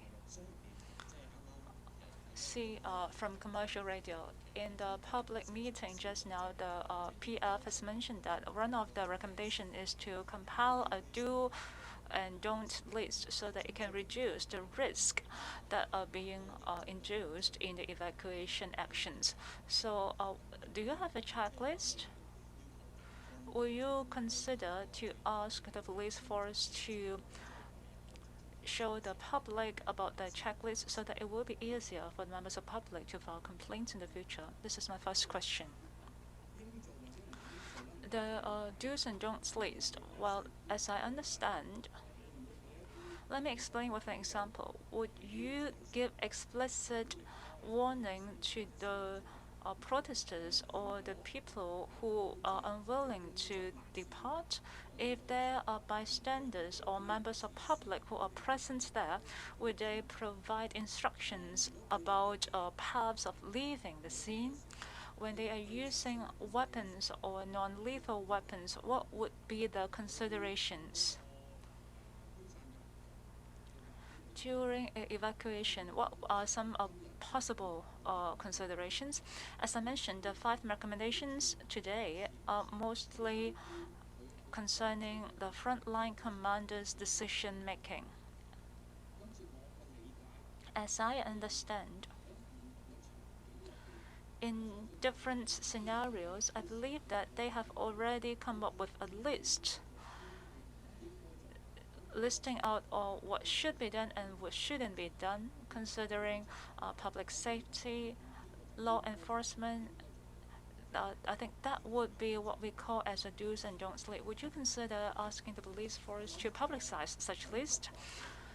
Well, I think the police force will have their own considerations during law enforcement. I think it is up to the police force to decide whether or not they will make such decisions. Another question. I think it's being asked by some other friends of media. Regarding the survey of the FOO, will there be a survey about the complaints regarding reporters? What are the figures and what are the progress? Well, complaints regarding reporters are 138. And as I have mentioned, the most important thing is for the complainants to provide critical facts. For the cases involving a journalist, I think it is pretty slow in progress because the majority of them did not come forth and provide information. Can you provide us with a breakdown? How many cases are unable to follow up, and how many have been completed and handled, and how many have been investigated?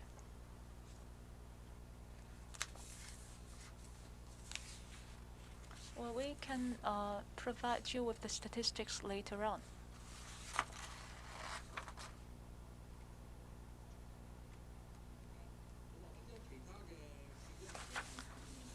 Maybe other friends of the media can raise your questions for us. I will look up and then ask my question later on.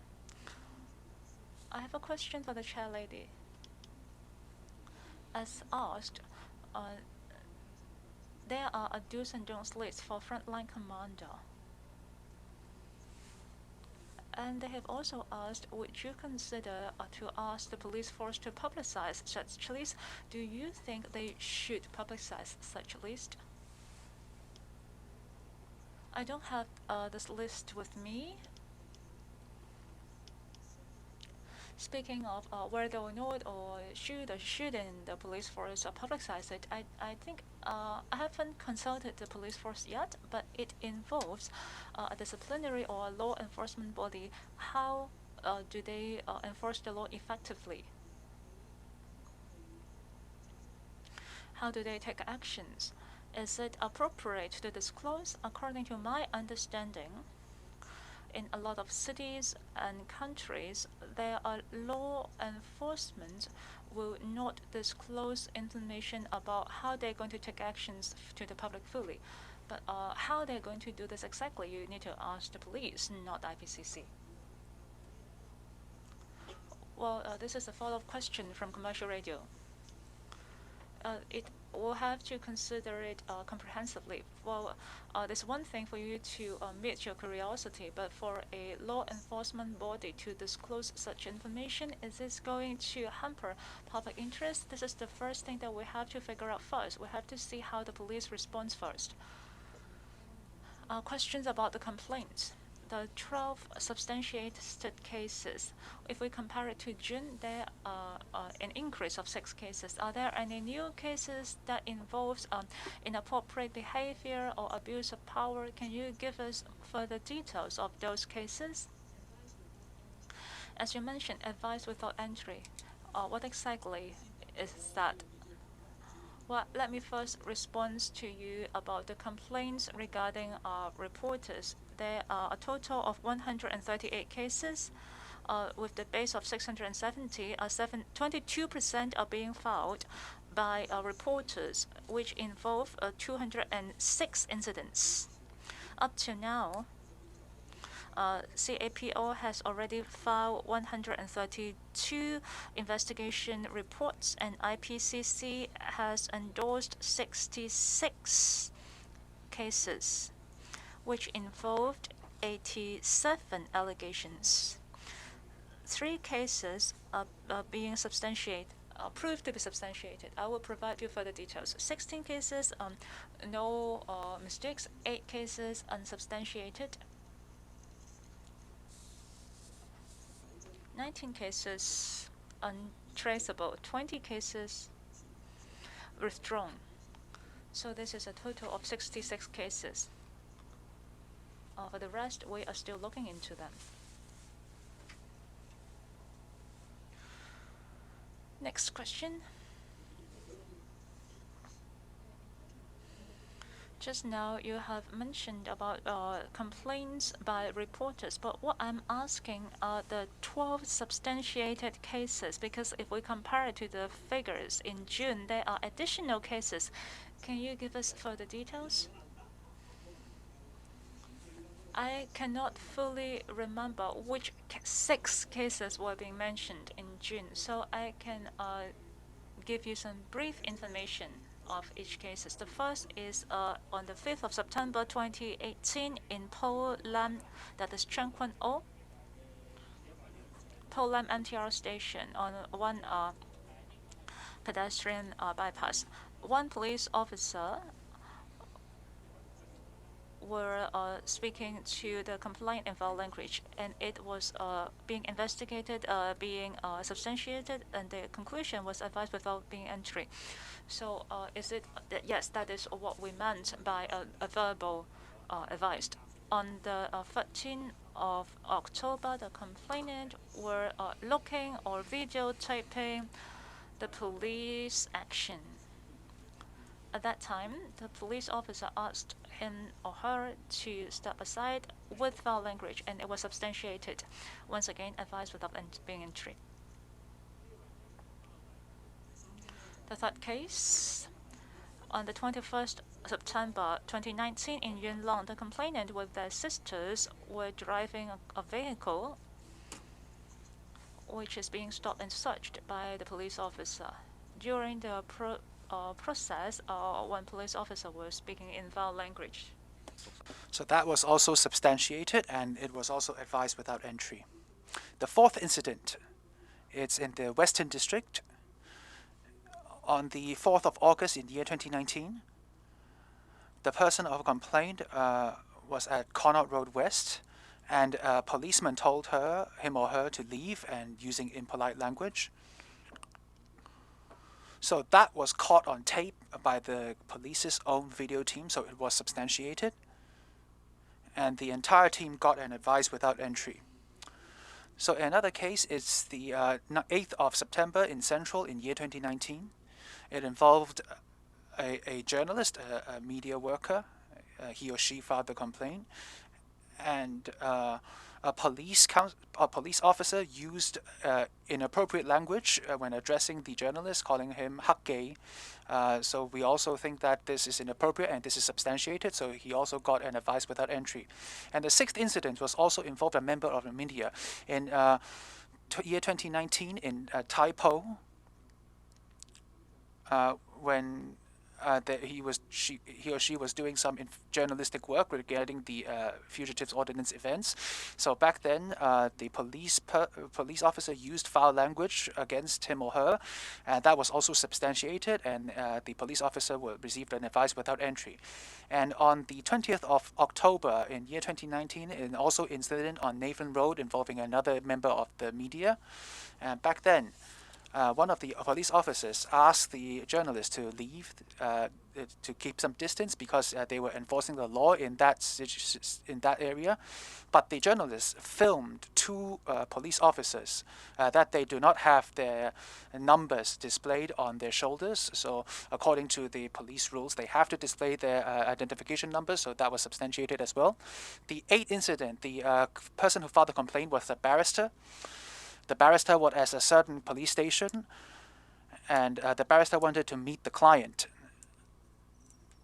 The client was in the report room, and the sergeant of the reporting room asked who instructed you to come. like even you have a if you have a fax letter, so the barrister was not allowed to meet the client immediately. That is also against the rules. So that complaint was substantiated, and also the police officer got an advice without entry. The ninth incident, it's also a barrister. So the barrister was at Shangshui Police Station.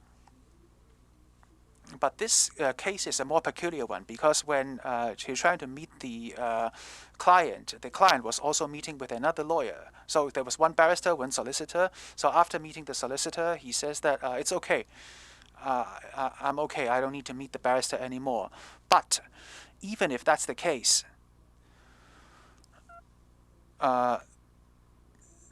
the client should be able to tell the barrister in person that he no longer requires the barrister's services. But the sitting sergeant at the report room did not let them do that. So we also gave them advice without entry. So the 10th incident, it's a solicitor, a lawyer. He also asked for a legal visit with his client in a police station. But his barrister, look, there was already a barrister there first. So the solicitor complained because the barrister was not allowed to meet the client. So why is that? Because they faxed a letter to the report room back then, and the sergeant thought that the fax won't do, right? You need a proper copy. We think that this is also substantiated as well. The 11th case, in 2019, on the 11th of June, outside the headquarters, there was a stop and search. But during the stop and search, the police officer took out his own cell phone, and it seems that he took a photo with his personal phone. We think that this is inappropriate. A police officer should not take out their own private phones when conducting work. So we also gave them advice without entry. The 12th incident, we arrested someone.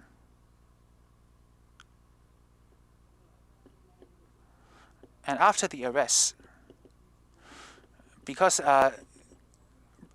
recognition procedures are involved, so he had a mask on, he had a face cover on, but after the face cover was put on, the police officer did not write down whether the person who wore the face cover is willing to wear a house cover, because according to the police rules, you have to put it on the record whether or not he is willing to put a face cover.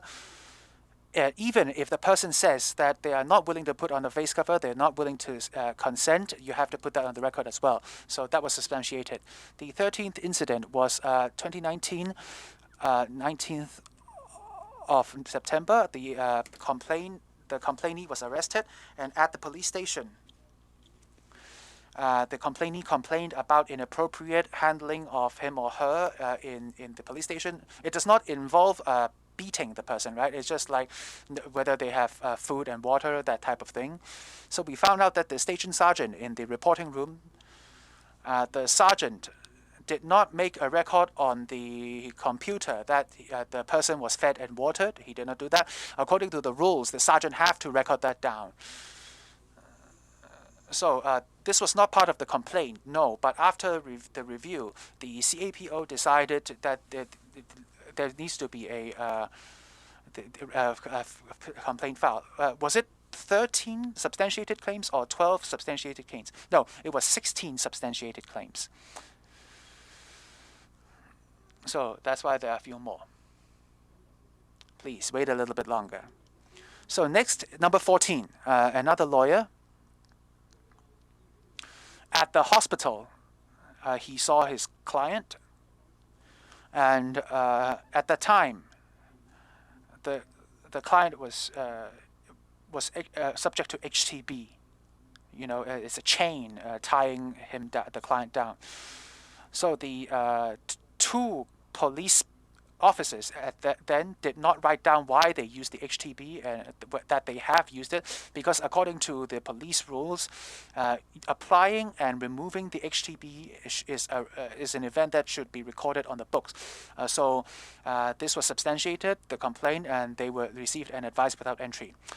So the next case, the complainer was only 15 years old. He was arrested, and before his father arrived, the police started to warn him, and so this is not appropriate for minors. They should be warned and investigated after their parents are here. So that was substantiated. And the 16, a client sent a photo and asking the PBRB some questions. The PBRB did not answer those questions very well.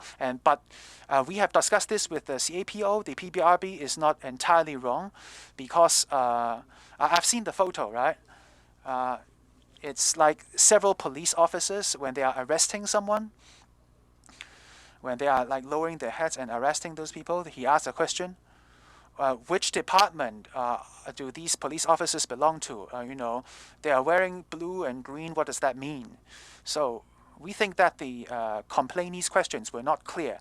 But even though that's the case, the officer on PBRB could have responded to the questions better. So that was a case which was not fully substantiated. So there's a grand total of 16 accusations, 16 allegations spread across these cases.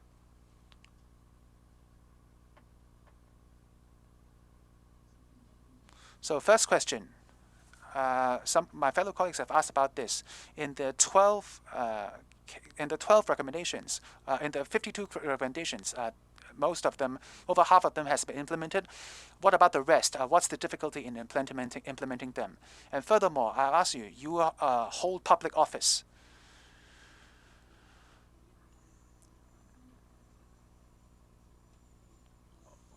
Do you have an estimate on when will you be able to handle the complaints in the fugitive ordinance events? And some of these cases were substantiated. Some of them cannot be proven because the people did not show up. Were there other cases which cannot be proved because there was no photographic evidence? I'm worried that I misheard you. Could you say that again loudly? So you have just started this job. What's your goal? And you have another public office. Could you handle both roles? And do you have a target? When will you be able to handle all of the fugitive ordinance complaints? So simply put, firstly,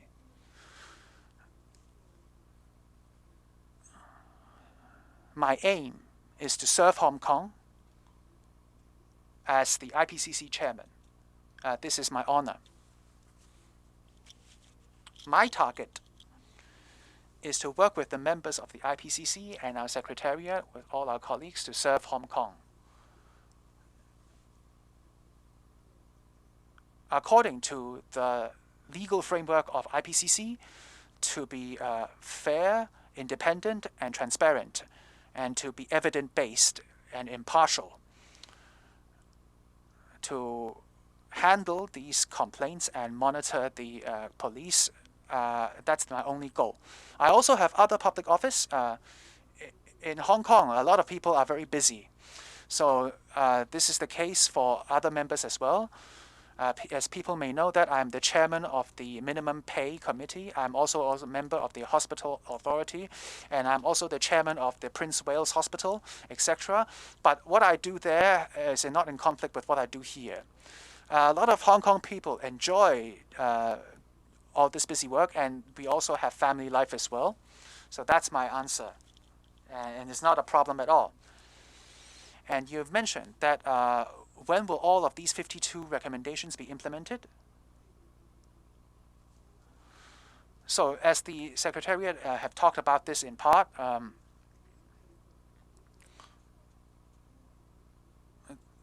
this has been well underway, but several things have been on hold because some cases are being sub judice.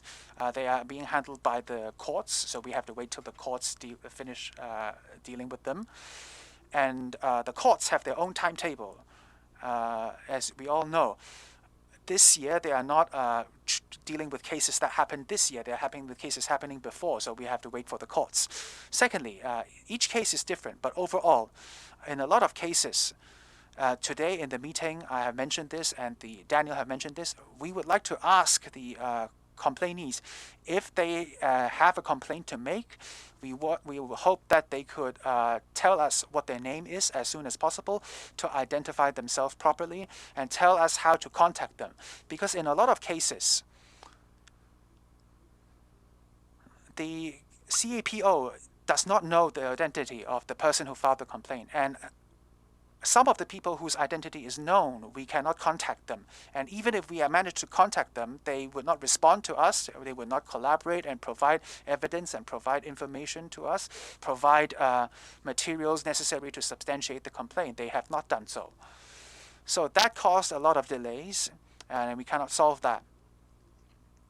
And part of those cases were where they have withdrawn their complaints. So all those cases combined together would be over 60%. But it's very time consuming because, we have to accommodate for the courts. We have to wait for the courts, that's one thing. And secondly, in finding these complainees and waiting for them to respond, and some of them ultimately withdraw their complaints. So all of those situations exist. That's why it takes more time. So as Daniel have said, that we are still dealing with over 10% of the cases, and we ask people to provide information to CAPO, work with the CAPO. That's the only way we could handle these cases. If we don't even know the name of the complainer, we cannot deal with this. So even if the person's complaint is justified, we cannot handle this and we cannot process this in a fair manner without their identities. And also memory fades, right? And evidence could also disappear after a while. So if you indeed have a proper complaint, please use a Hong Konger speed and provide those details for us. But right now, it's not very ideal, the situation. A lot of cases could not be handled. It's not a matter of whether we want to handle these calls. We just couldn't find the complainees, and that's basically what's happening. So would Daniel have anything to add? Have I answered everything, all of your questions? So thank you. You have not answered my question yet. Just now you have asked a question about the 52 recommendations.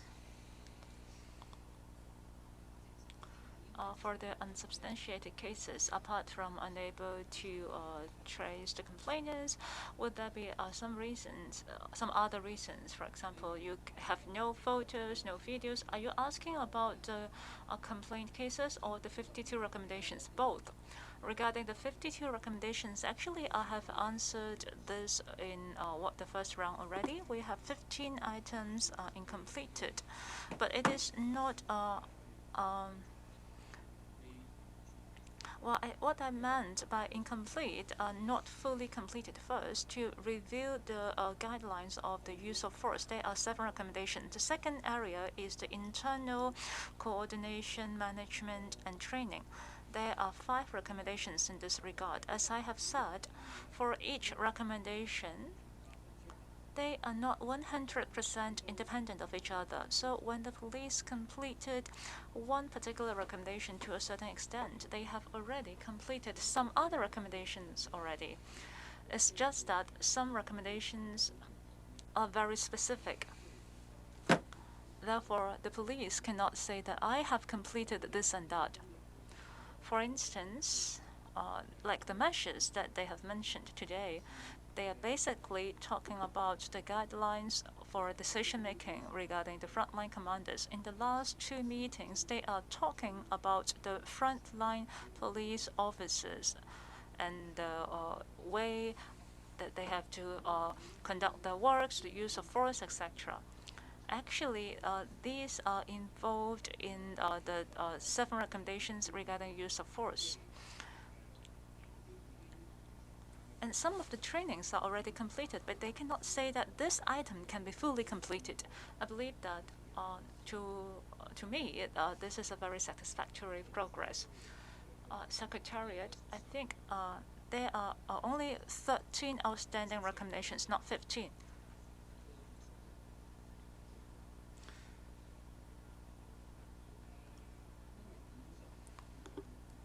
There are a total of 52 recommendations, subtracting 37 recommendations, so there are 15 outstanding items.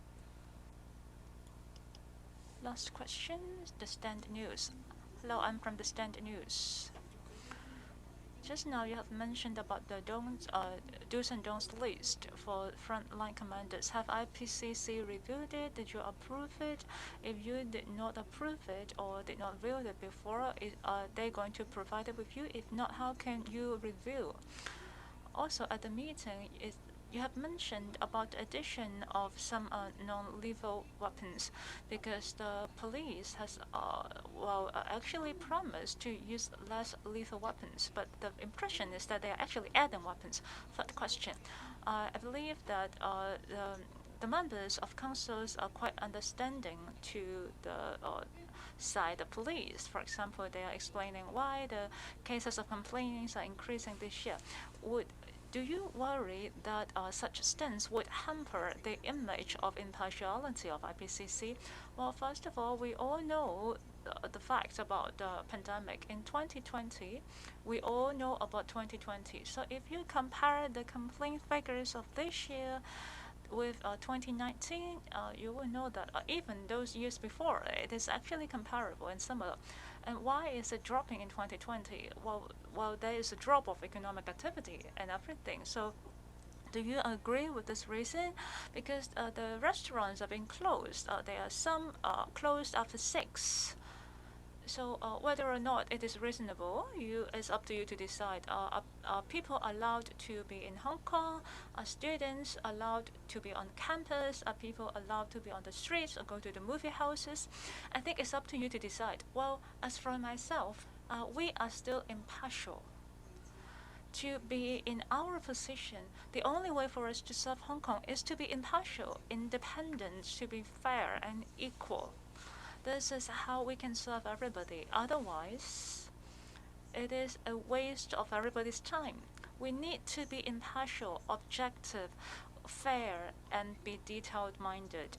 I hope that you will continue to see our work. We are happy to communicate with you. Well, since we are all under mask, it's quite difficult for us to talk, right? But even without the mask, then at least we can have a tea and talk more. So let's wait and see, okay? Because COVID-19 is starting in 2019 and last year is 2020, but there is still COVID now, right? So thank you very much. Well, let me respond to your remaining questions, and then I will supplement with the cases about whether there are 15 or 13 outstanding recommendations. First of all, there are still 15 incompleted recommendations, among which 4 are in progress. 11 are still incompleted, but I believe that you cannot say that it is it is not touched. I have explained it already and I will not repeat. So these are the figures. About the do's and don'ts list. Well, basically I've understood it with CAPO and I've shared. Regarding the non-lethal weapons, first, we are talking about the pepper spray pellet and also the OC launcher. Well, I don't have much understanding regarding this. Therefore, at the meeting, I've also request. Would it be possible for IPCC's members and the chair lady to observe the new weapons as well as the latest rehearsals of the use of weapons? Since there are so many new measures in place, right? I hope that we're not just reading papers. We want to be there and see how they rehearse and how they're being trained. Today we have also mentioned about the 360-degree dual reality. These are the things that we can read in the report, but we want to be there and see it for ourselves so that we can follow up more substantially. So have you seen each items on the list? Well, personally, I have not seen the list. I really hope that I can understand more. If we can be at the PDU or the Police Training Academy, I think it will be more substantial. Would you request the police force to show you the list? We have to go to the field and see how it's like first. When we are in there, Well, depending on the needs, we will think about the list, because this is about law enforcement. We have to reserve the rights with the police force, and we have to respect them. Thank you very much. This is the end of the press conference today. Thank you. Thank you very much.